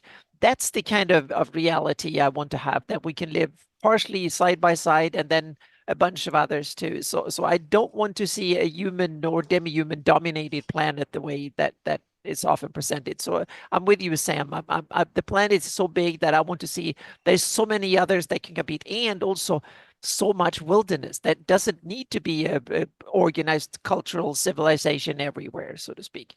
Because go back a few thousand years on Earth, and there wasn't. There was so much wilderness that was basically untouched. And so you can have, I want to see more variety that way. Yeah. I don't want to see dwarves and elves kind of intermittently across the planet, but that's just my view of it. So yeah. No, that's where I'm at completely. Yeah. And Go for it. You know, I'll toss in the one of the things I think Bruce Hurd did, and I think it can actually be applied to the vast swaths of cultures and nations on the rump side of the continent, is to basically go through and subdivide it. Bruce took it originally as, hey, this is an explorer. The people who went out the first time, they got very broad strokes of the culture. And later when the Princess arc, and naturally it makes a much better story. I think that's when it started to get the subdividing and the individual cultures in there. And I think that's something that can be used to make the Beyond the Flanaess, the rest of the continent. Anna and I have talked quite a few times about the map. And yeah, there are some issues, but it is what it is. It is out there. But Yep. bite-sized pieces, smaller cultures that are part of super cultural groups, I think could be a really good way for individual DMs to handle it and put what they want inspired by. Yep. So. Yeah, my take on my way of developing the planet will be to develop the geography and then have that available and put that out there so people can put whatever civilization or not they want in there, so to speak, and have them available for anyone to use as a base for the project, so to speak. And then I might detail certain things that I will develop for my own use, so to speak. And so that will be my way of going forward. So quick observations here. I don't want to embarrass Troy. He spent a lot of money on artwork. Yeah. I mean, my gosh, Troy. It's great. Dan Smith's stuff is unbelievable. I'll leave it at that. Wow, it's just wonderful. I mean, I love this piece. All the pieces in here. It's fantastic. 2, this could be, to someone novice, overwhelming, because this is 2 80-page brand new Fanon publications. So Craig, here's my question. In each one, give me an idea for someone new where you would think they should start somewhere. Okay, and then just tell me, if we can reference a page, we'll go there. Like, here's an idea. I think this would be a great starting point for a human-based or an elven-based adventure. Just give me an example. Go ahead, Craig. It's on you. I put you on the spot here. These are your writings. Oh, yeah. Thanks for putting me on the spot. Well, come on, man. Yeah, I'm assuming you have some ideas in these. So, yep. Personally, I think it would be great if you could just Zeph and just sort of put them on a ship and say head into the islands kind of thing, and then you can get. All right. So from Zeph, you could travel wherever you wanted to. So west Zeph into go west, young man. It's into kind of the Gulf here, right? Into the Gulf here, where you have all these other lands, that are. Or if you want to keep it land based, there's the caravans that are constantly going from the Celestial Imperium to Karnak. With all the silks and that. So I mean, you can. If you're just some guy, you don't want caravan guard, just it's almost like a spice road. I mean, it's long. That's a long distance, right? So it's kind of very similar. Running out. Okay, here's another question. What resources are here that maybe are wanted by the Eastern Standard Flanaess out here? And this is even from stuff in the Gazetteer. Celestial silk travels through the Buckloonish Basin, and it ends up in the Flanaess, even as far east as Eastfield in the Great Kingdom. So I mean, it's I guess Gary took a turn from our real world. It's. What's up, babe? That's awesome. Yeah, it's great. So I'm assuming gems in the hills and the mountains with the giants. So Heather, it's great to see you. If you're new to D&D or you don't play D&D, this is an in-depth discussion on 2 publications that are out and they're free to download tonight.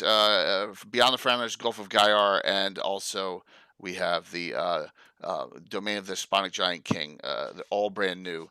So please feel free. Anna will link them, and we got a bunch. We got 3 full we can link them giveaways. again. Yep. Yeah, link them up again, and note Yep. that you want to see Heather play at the end. I'm gonna do a shout out at the very end of this discussion tonight, because I'm even gonna show a picture. Heather's got an unbelievable character for next Saturday in our special game, Christmas special, kind of. Ho ho ho! I have a gun. All right, so go ahead, Craig. Gems.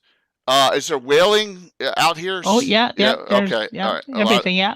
All right. That sounds good. There's whaling. There's fishing. There's even some ivory. Okay. Walruses, seals. Excellent. So this area for the Giant King has an area that feels almost not the same, but 13th Warrior-ish. Where you could have your exact Norse settlements out here, but they're fighting giants, they're fighting dragons. Yeah. It's got a real cool feel that you could create a really great Norse style barbarian campaign up in this area. So yeah, almost Conan-ish. Conan, that's Scandinavian kind of. Great point. Yep, Conan-ish up in this area, and it's all brand new for everyone to share and everyone to use. So, okay, another question here, and then Anna, prepare one too. Okay, sound good. What was left out? Oh, there was a lot of stuff like that. I mean, we could have made this thing 250 pages. Oh my gosh. Okay. All right. There was the elves. There was, Paul wanted the dwarves really bad on the East Coast, but like I said, if it would have went any bigger, you couldn't read this thing over one night. Right. So okay. A lot of people wanted the Celestial Imperium, more stuff on there, but since we're going to do a gazetteer on its own, we decided to just kind of put the foot in the door, kind of thing. It's okay.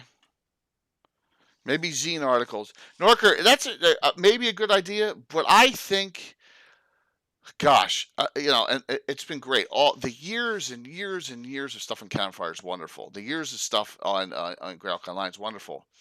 But when you put them in these kind of formats, they don't get lost. Right? You don't have to search through all the posts and all to find them. I mean, this stuff that's been going on with the community, this is forever, right? And these gazetteers, it's for when I pull out this, it's forever. I have it, right? Same thing with these now. So I mean, that's a thing that I would consider. Yep, more books. Yeah, absolutely. Yep. And something that I would toss out, Jay, that I think would be an amazing addition to this, that would be the icing on the cake, is for somebody to take this and toss out some adventures that are 32 pages. They start to sketch out an area in a little more detail, and they build that for.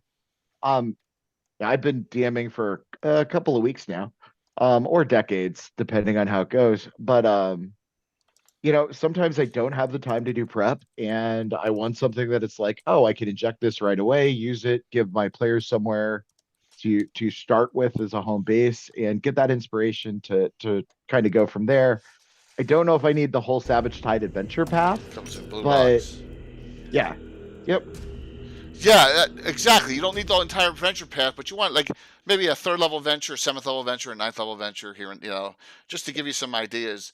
Welcome, Blue Box. We're discussing some very important. Hey, Kurt, and I need to talk to you, Kurt, sometime soon. The Gulf of Ghayar Gazetteer and the Great. All right, both of these, and these are available, and Anna will throw out the downloads, and the domain of the Despotic Giant King. Each are 80 pages long of brand new content, which is west of the standard Flanaess. So just note these, and we got the whole crew here, the creators of this. So some wonderfully stuff, and thank you, Blue Box. Hope you had a great stream. It's good to see you all, and we love your support and partnership. Okay, Anna, question. Go for it. Okay, yeah. Now this is a tricky one, but I wanted to put it in there because I want to emphasize a little bit on the complexity of Greyhawk and its history. Meaning, this area, the Beclunish Basin, seems to, if you start reading the ancient history, with ancient I mean pre-migration, during the twin cataclysms and just before that history, this area seems to have been home both to the Sul, the Becluni, and the Origians. All seem to originate from this area, so to speak. Somehow, it's kind of just that kind of distant past that just seems to, they all emerge from there somewhere. Then they migrate or get under and kind of get apart. So did that play any part in this, or was that something you could easily just ignore and don't even take into account? No, actually, it plays a big part in it because it's. Yeah. I even put it in the national descriptions. Okay, everything cool. I could find. I combed through all the magazines Awesome. and all the posts, and awesome. Since the original Iridian homeland is in the area, and this is where the Beclunish fled to. It kind of became the melting pot between the two. Which I find so interesting. They were fighting for survival. I wanted to make them vulnerable. Like, they're a bunch of refugees. They're just not. They're just not your typical Tolkien fantasy. With paladins and armor. These were fleeing people. These were desperate people. So I found that a lot more interesting than castles and tournaments. Yep. Cool. Awesome. Great to hear. Excellent question, Anna. Mike, come on, you gotta have some other something else. I have a observation. Please, yes. A comment on the Giants book. Yeah, please. Have you seen the back cover? Let's go down to the back. You were talking earlier about the it being an homage, the stylistic homage. Yeah. Now look at the back cover homage. Yeah, that's the glossography, or the folio, the original folio. Yep. Yeah, I like that layout. Yeah, very cool. Yep. I almost would have been fine with that as the front cover. That's me. So we chatted about it, of actually doing it in the true sense of the big brown border. It just got to be a lot of brown, so we decided to change it up a little bit and put it in there as a, for the people who know, who've been at it for, like in Jay's case, 40 odd years of it now. It's a little bit of home for something completely new. So. And I love the heraldry. So any more comment and stuff? Yeah, who did the heraldry? Any example where it came from and stuff like that? Because it's a lot of awesome stuff. Yeah, absolutely awesome. Yeah, absolutely. Those are by Dan. I got them. Oh, really? And yep. And I tossed them on to just the standard wooden shield. Yeah. And played with them for a couple minutes in Photoshop just to get a product that it pays respect to, but it's not a direct copy of. So what you can do is, with Dan's permission, Anna could really make these something really cool. We can. That will be. Yeah. These are awesome. Now we have them. Now we have them here. Now we have them here, and they're added into the Greyhawk family of heraldry, so to speak. Which I think it's awesome. The more, the merrier when it comes to that. No, you can't have too much heraldry. No, you can't. My opinion. Heraldry sells things. I mean, my gosh, heraldry sells to me, that's what I fell in love with the Greyhawk, was the heraldry. The map and the heraldry. Before I fell in love with it before I even read it because of the heraldry and the maps. Excellent. Some really unbelievable stuff. This one looks a little different than the last one, because I don't think that's on. Wait a minute. The Gulf of Ghayar one up here. Am I hallucinating? No, it's not. This is different. This is a little different. So you have the Craig, the different areas are highlighted. If you notice on this one, you have frost giants here and Alfing, but then if you go to this one and the Despotic King, you have this a little different. You want to just show perspective? Well, the little one is when I guess it was the frost giant that had a shipwreck. That's his starting of his empire, and that's the second one is his ambition. So. Oh, okay, cool. Very cool. Got it. So that's why he has expanded beyond my. By the way, these pop-ups are my son playing his Xbox downstairs, and they're driving me freaking crazy because it's all interlinked. I'm going nuts. I sent him a text saying, that's "Stop." kind of cool. Yeah. Yeah. Yeah. So yeah, I'm trying to get him to stop it, but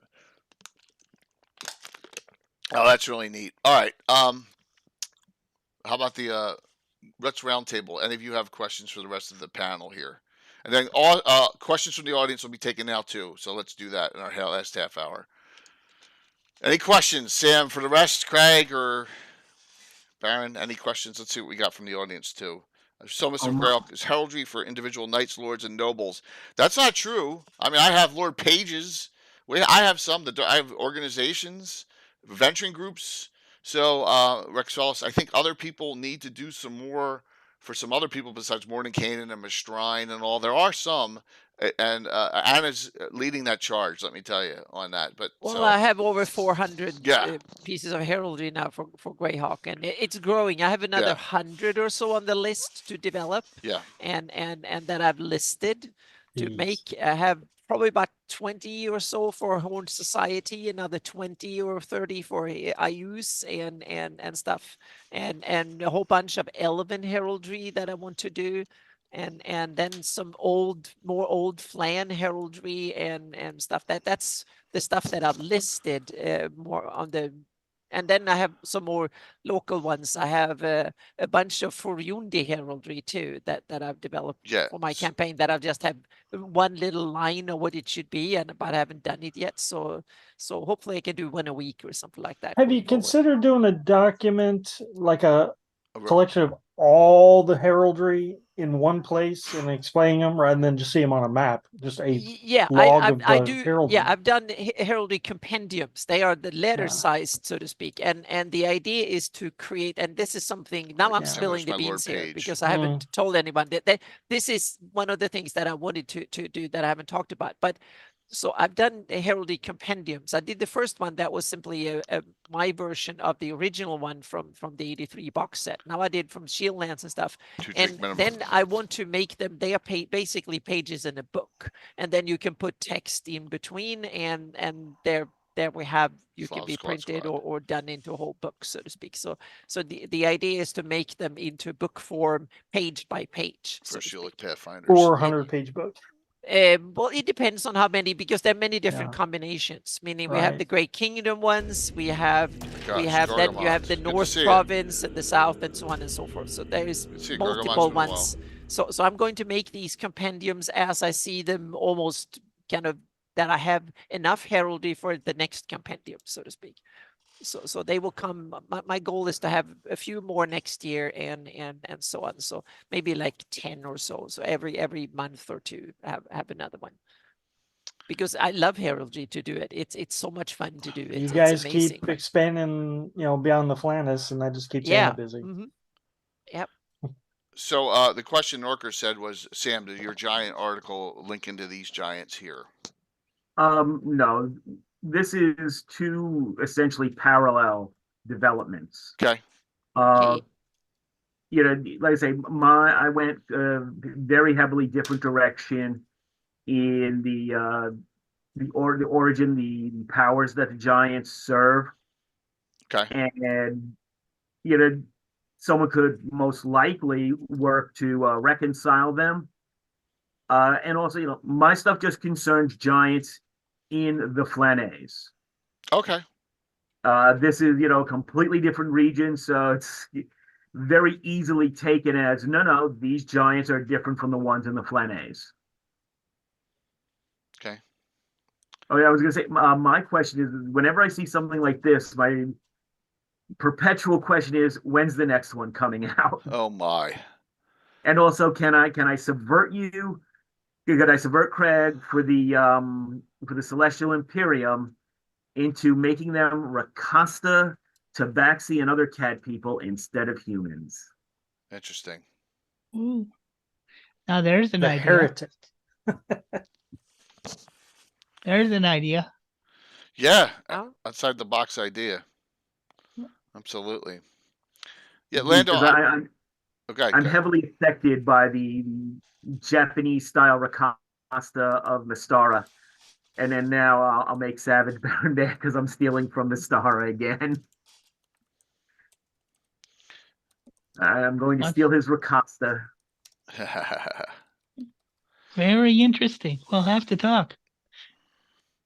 Some wonderful stuff here. So, any Soul migration? Not much, right? There, Craig. There's only it's mostly Iridian migration for the yeah, the Iridians came south. I guess the Sul. Yeah, I think the Sul stopped at the islands. I think it's a little too cold for the Sul. Yeah.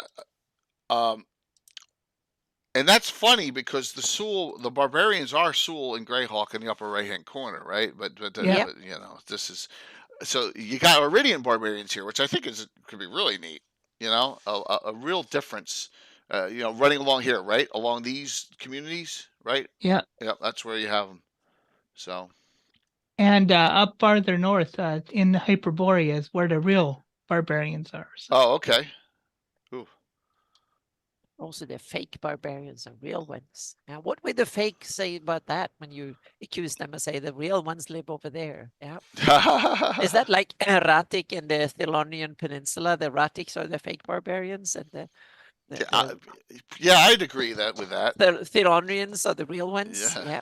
Well, the ones on the Marquetta coast have been interacting with the Celestial Imperiums. They're a bit more civilized, but okay. Yeah. So we are in agreement. The posers, yes, Alex, the posers, absolutely. So is the agreement there, Craig, that the absolute next thing that's going to be done that you're going to do is the Celestial Imperium? Is that correct, or is that? Actually, the next thing we're going to do is Durak Urtag, the Orc Realm. So. Oh. I'm looking forward to that even more. Wow. Than the Celestial Empire. Okay. Yeah. Mm-hmm. And that's to the west of here, correct? Yep. Yeah. All right. Ties it all together. And the interest, no, it's actually not. It's to the east of that. It's between Gulf of Ghayar and this. Is it? Yep. Oh, okay. I didn't realize how far out this was. Okay. Mm-hmm. Yep. Interesting. It's in between the two. It's in between the ancient basin homeland of the Iridians. So. Yeah. Oh, I didn't know that. It's going to be very grimdark. But I was very interested in it. Yeah. Sorry, go on, Craig.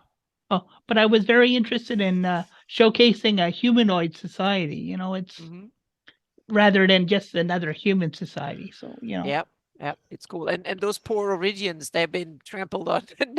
It was when they finally made it to the Flanaess, they kind of made their statement and created the biggest empire on the planet, as far as we know, so to speak, from being the ones that have been pushed around everywhere. Yeah. Yep. Well, these are the ones that stayed behind, you know, instead of thieving. So. Yeah. I love how we use the word armor with O-U-R here, the British spelling of it. That's standard, yeah. Uh-huh. So a lot of ships are in here too. So it's not just underwater. You got your navies here showing everything that's coming. A lot of triremes, a lot of a lot of things that also that you would have from certain of the time going through the Mediterranean. So very similar. I mean, just the halberd picture is awesome. Oh my gosh, just that artwork is awesome for the halberd. So yeah, really that's halberd. It's not a bardiche. So yep. So well, they have to send me to polearm school. I remember in Dragon magazine there was a there was a sketch when there was like the polearm school number 4. It was like, and imagine had the Besh Corbin or whatever, and I never realized it was a polearm, and he was holding it, and someone told him about it, and it was like a 10 feet or 12 feet enormous thing, and it was like, I've been carrying this in my backpack, and I was surprised it was a polearm. That was kind of awesome. Anna, when we were kids, every cleric fought with a Lucerne hammer. Yeah.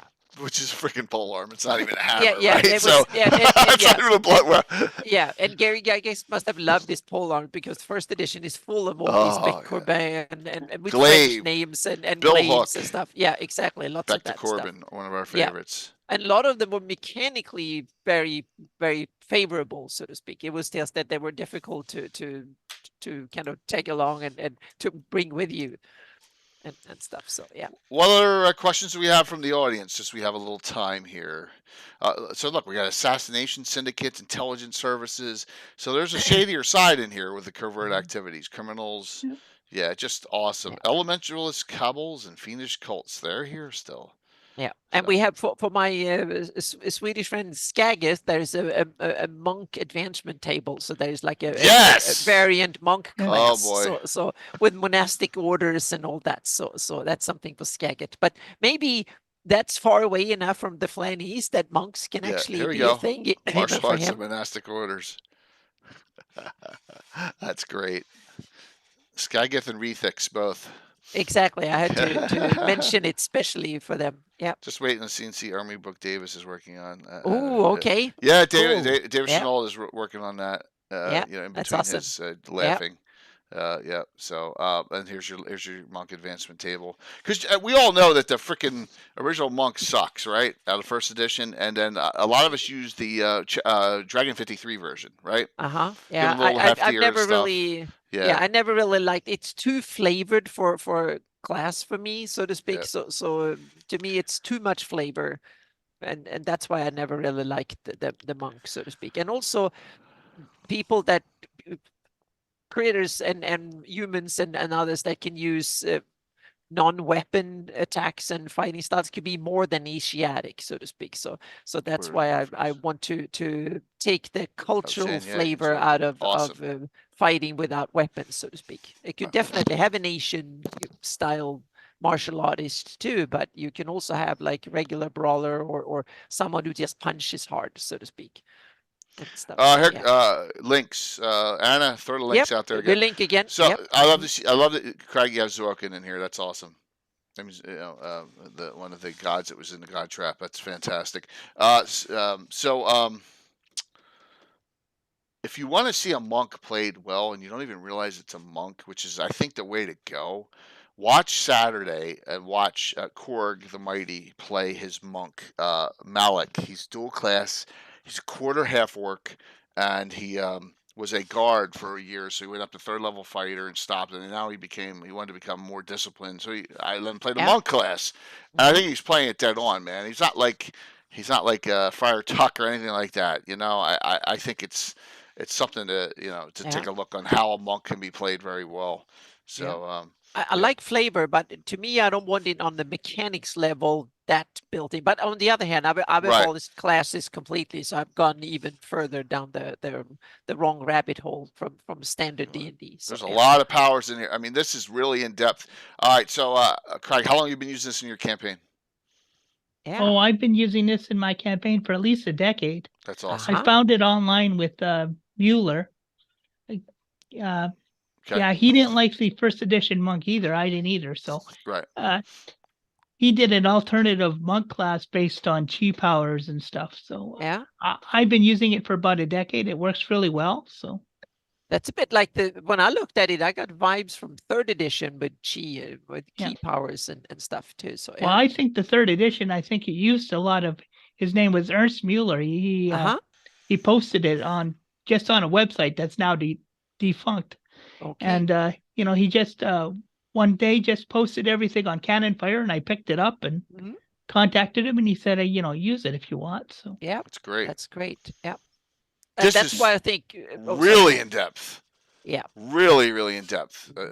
So yeah, go ahead, Anna. I'm sorry. That's what I think what you should do with your house rules. You should put them out there, and you should put like a Creative Commons or some license like that, so you show that others can use it. That's what I will do with my house rules, and I will give them like the license. Just use them in whatever shape you want. Yeah. So I'm not going to put any limitations on it. I'm going to put a Creative Commons without any restrictions, even more free than I use with my maps. So I will put use them for any even commercial, whatever you want to purpose. And you took the Shire sorcerers from Al Qadim, which is good too. Yeah. Yep. Lots of really wonderful stuff in here. So please, everyone, you have access to all this. You can have fun with it upon your own leisure. Use however much you want or however little you want, and just enjoy. I may take a look through these and pilfer. Some of these spells will work for my elementalists. I may take a look and see if I can add some into my elementals class. Yeah, there's some cool spells in here too. So yeah.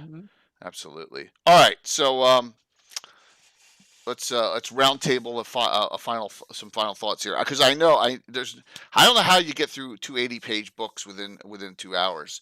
Hopefully we did some justice a little bit here as we're continuing. It's tough. It is really tough, but trying our best here. So Savage, what are your thoughts? My thoughts are it was a lot of fun to work with the as old as campaign setting with Greyhawk and Mystara. It was fun to get to work on all of it and to meet a lot of the community and work with them on this, which has brought me into doing other projects as well. So I get to be somewhat creative, stay in the lines, and it's a lot of fun. And I hope everybody can find, even if Greyhawk isn't your thing, there is awesome stuff to use out of there for every campaign, every edition. So, and that's it. I would consider this. I mean, the stats may be in 1E, 2E, but it's edition neutral. Yeah, it's so easy to convert that over. So easy to convert that from that to 5-year, whatever edition you're playing. So, yeah, all these are the ones that you put on the shields, right? A lot of this here. There's a lot of opportunity for new heraldry. So, yep. Great stuff. I'm just trying to get through as much as I can here. So, Mike, what are your thoughts, man? My thoughts is this is the most fan material, not just these two things, which are clearly set a new bar, but in general in the community, there's a lot of fan work that's been out. I hadn't seen this much stuff since 3.5 edition. I think I use editions just as a timeline example, but during 4th edition, there was like this dark age of community creation. I know Anna was still plugging away at her thing. I'm plugging away at my thing, but here in the last several years, it just keeps steadily going up. I feel like the quality and quantity of these fan projects. Yep. So I'm eager to see what comes next. And there's going to be a lot, I think. I mean, I think this is getting everyone excited. So I know one thing. I'm going to be showing this because Joe Block and I have a page. We have a Greyhawk seminar at the Philadelphia Area Gaming Expo coming up. Where's my shout out for that? Jeez, Jay, it's a freaking button. Coming up for that first weekend in 2024 on that Saturday. And I'm going to be, I'll probably have a printout of it. I'll probably print both these out and take them with me and share them with everyone there. So, yeah, with all the other great fan and content that's coming out. So people will know. Sam, what about your thoughts? My thoughts are I just want to keep seeing more of this. I want to keep doing more of this, my own stuff. Mm-hmm. And I want to see more of this. I want to see Greyhawk live this way, be developed this way. And yeah, it's just really good to see something like this coming out. It's a great point. That's a great point. Just that I get pissed off when I see especially on Twitter, and it's from people that are not far off from this community. Greyhawk's dead. No. No. And then I always reach out, join the community. I haven't done that in a while. Pulled out my mic. Yeah, I hate that. I'm always. You always see me. If you see me on Twitter, I'm always saying, there's an active community, and it's really getting more and more vibrant. You need to become involved, and that's the thing. We got a lot more people playing games in the community. We got a lot more streamers. A lot. Just people are really excited about it, and it shows because at GaryCon we got like an army going. So, it shows how we've come the last couple of years. So it's a great point, Sam. And Craig, lastly, what fantastic work this stuff is. What would you like to say? Thanks a lot, but I can't take credit for it. I mean, the whole community got behind it, all offering me suggestions.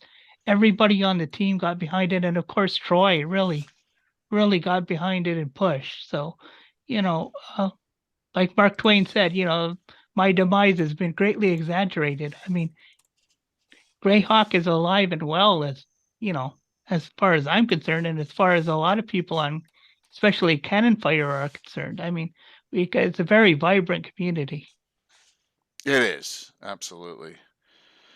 So, anyone else have anything they'd like to, besides Anime, have anything you want to shout out that you're doing? Anything going on? I know this is a lot. This is enough, right? So, Mike, how about you, man? You gaming Wednesday, so we won't see you for Legends of Lore, correct? If things fall through, then you'll see. Okay. That's one of the few games I'm hoping will fall through for nefarious reasons. Yeah, I'm away this Tuesday, so terrible. Yeah. Like Wednesday works. I'm really sorry to hear that. Really, really sorry. All right. Sam, Baron, Craig, you guys all good? Yeah. All right. Awesome. Okay. So, Anna, what do we got going on? What else? Well, first, I know what I will spend a couple of days reading this. Yes. I got them the new versions like last night. So thank you. Lee sent them to me. So that's why I haven't made a proper page on my website yet. So I'm going to very, very shortly, and then so that's going on, and then it's wrapping up the year. It's a heck of a lot of stuff from all sorts of administrative things to a little bit of the projects that I promised before the end of the year, and my big kind of post about what I've done and what I haven't done specifically, because this has been a roller coaster year for me in so many ways, both good and bad, and so it needs to be kind of summed up and then looking forward, so to speak. And there's some cool things to look forward to, but it's also, it's a lot of work. So a huge thanks to everybody who kind of hanging in there, supporting me, making this possible. And we truly live in a Greyhawk golden era again, so to speak, which I think is fantastic. Yeah.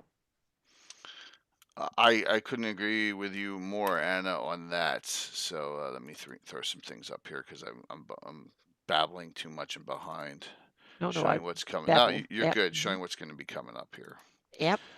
All right, we're going to do 3 giveaways shortly. So, long live Greyhawk, exactly, and long live the community, which is really doing well. So, I got the title too late for Wednesday, but Anna and I are going back to the first ever Legends and Lore that we did live on this channel. First one, and that was we did an Undead series, Undead of Greyhawk, Undead of the Flanaess. So I've reached out to Les to join us, because Les is always good for some really obscure things I've never heard of before. And if Les cannot, we may be reaching out to someone else. Now I'm gonna, because of my work schedule and how crazy it is, we're starting back at the 7 o'clock time, not 8. 7 to 9, not 8 to 10 Eastern. Okay, and that may be tough for some people. Normally that Wednesday night is good for a lot of other people, but I got it just because I'm driving a lot and traveling a lot, so it's just it works better for me from 7 to 9. So we're gonna try that in this slot for the time being. 7 to 9 Wednesday, Undead of the Flanaess.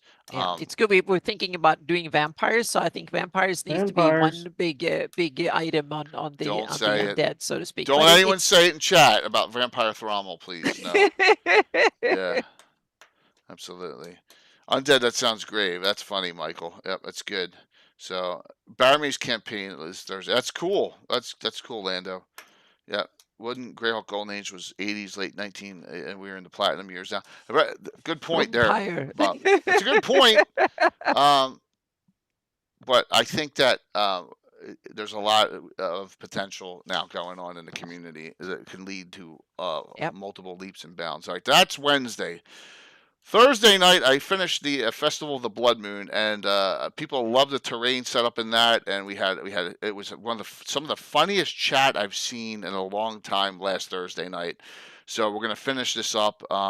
This is what is happening in the other parts of the Flanaess besides what I did on the special two session event. We had Greenwood and all during this Festival of the Blood Moon. This is what's happening up at TriCaster.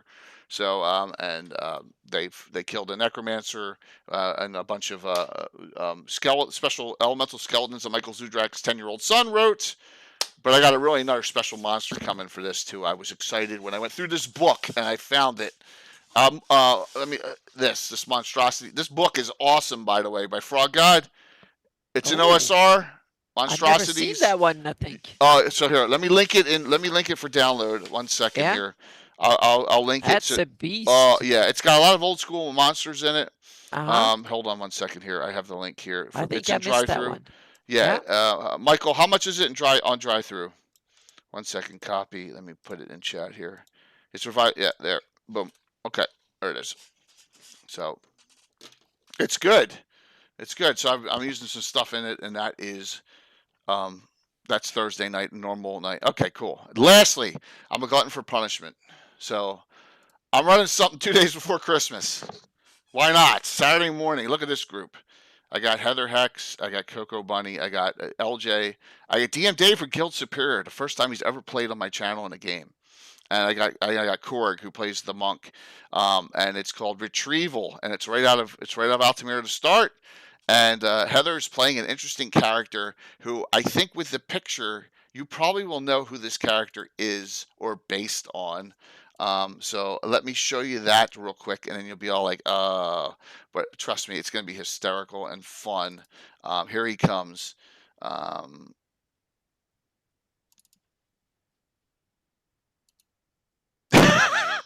Right? Ooh. Anyone? Eye patch. Oh. Yes, exactly. Yes. His name, though, is Cobra, not Snake. So there you go. It's going to be fun. It's going to be a fun one. He's a member of the Altamira Bounty Hunters Guild. He's actually half elven. He's a fighter bounty hunter multiclass. So it's going to be a fun game with this group on Saturday, and that'll finish up before Christmas, and then we'll worry about all the other streams that are be going on after that. So probably have some holiday stuff running when I'm able to. Yeah, that's Dave. Dave's playing a ranger. Dave's got a ranger. And then Coco and LJ and Korg got their characters from 2 Saturdays ago. Same group. So we're just missing Little Bird, who could not attend due to family obligations. So it's gonna be a fun little adventure there, and we'll see everyone Saturday morning 9 a.m. And I got some more Titan Dice in, so we'll do at least 1 set, probably 2 sets of Titan Dice giveaways for the holidays there. All right, exclamation point drawing, and we'll do. There you go, hit it up, last call, and we're gonna do 3 giveaways. All right, then we'll get out of here. Look at that, 3 minutes to 9. Boom. So note that any PDF purchase of Monstrous Nets purchasers, both the original and the 2023 revised. Cool. New books. Go ahead one more time, Anna. Can you link them, please? John, DM John D is asking. So here they come again. There's 2 books, John. Yep. 2 of them. Thank you for all. I mean, I think this is a record, except for fundraisers where you get a ton of non-fundraisers. I think we got 6 raids tonight. That was unbelievable. Yeah. So thank you, Gary Kahn. Thank you, Heather Hex. Thank you, Little Bird. Thank you, Amp. Thank you, Blue Box. Thank you. And there was another one, Dungeon, who I just followed them. So and Gargamon. We had 7 raids. 7 raids tonight's show. Awesome. So here we go. I'm going to close this out. Let's see who wins. Like I said, I got some good stuff. If you're into Vecna, I got Vecna Lives here. So that's a good one. Thank you, Jeff. I agree, Jeff. The books are greater than the show in this case. So it's just me babbling for the most part. Jeff, are you going? If you're one last thing, if you were that has a $15 coupon. Gazumba Page. If you're going to go to the Philadelphia Area Gaming Expo, use that. You get $15 off the admission price. Okay. Utilize that, and there's a link for tabletop events for it. So I will be there. Joe Block will be there. A whole bunch of wonderful people will be there, including Frank Menser and Chet Minton and Elaine Cunningham. Oh, dude, sorry to hear that, man. Sorry to hear that. If I were able to get you a ticket real cheap, Jeff, would you come? I'm spitballing here. It's probably overnight stay and all that stuff would cost too. All right, here we go. We're gonna close this out and think about it. Let's see if I can help. Winners. Here we go. First winner, Hager the Horrible. Let me know what you want. Okay. Second winner, Dale. My God, Dale, you're on a freaking roll, dude. Dale just got this. Dale, I just literally sent Dale Scarlet Brotherhood one. Yeah, and then the third one, and then sit tight. We're gonna read the darling, okay, as we normally do on here. And please say hi to her. I think their game's starting a little late, but yeah. Last one, Justinius Greg, awesome. Okay, congrats to the winners. I'll get with you all on the side because I won't get them out tomorrow morning because I got to leave early for my job. So, but they will go out like Tuesday or Wednesday. All right, thank you all. Great show, great discussion. Yep. Please enjoy these. Thanks, Jay. You're welcome, of course. Thank you, Troy, who could not be here. Yeah, I wish thank you, he guys. was. And thank you, Troy, too. Yep. Get better soon. Yep. Yep. We will see everyone. Lots of chicken soup. Yes, lots of rest too. Chet is driving there. Okay, we're all winners tonight. Exactly. We'll see you all Wednesday night at 7. Okay, for the Undead discussion. That'll be the next stream for me. Wednesday, Thursday night, Saturday morning for this week leading up to Christmas. Yeah, I'll do a map stream on Friday. Excellent. At 6 p.m. Perfect. Everyone enjoy their evening, and we'll see you soon. I hit the wrong button. Yes, wrong button.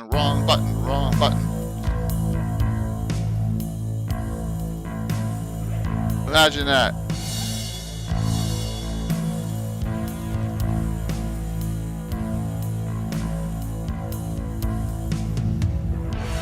Yeah, I burnt myself there. By the way, that is like my top emote because every time I hit the wrong button, I get like 300 of them. So yeah. But hey, that's what it's for. Busting my stones. All right, here we go. Raiding into darling. Anyone who did a citizen, I'll get to you. Promise. Oh, they're doing a cyberpunk game. Awesome. That's cool. Enjoy it. Oh wow, look at that. 107. Boom. Nice raid. 5, 4, 3, 2, 1. Thank you all for the support. See you Wednesday. Woo!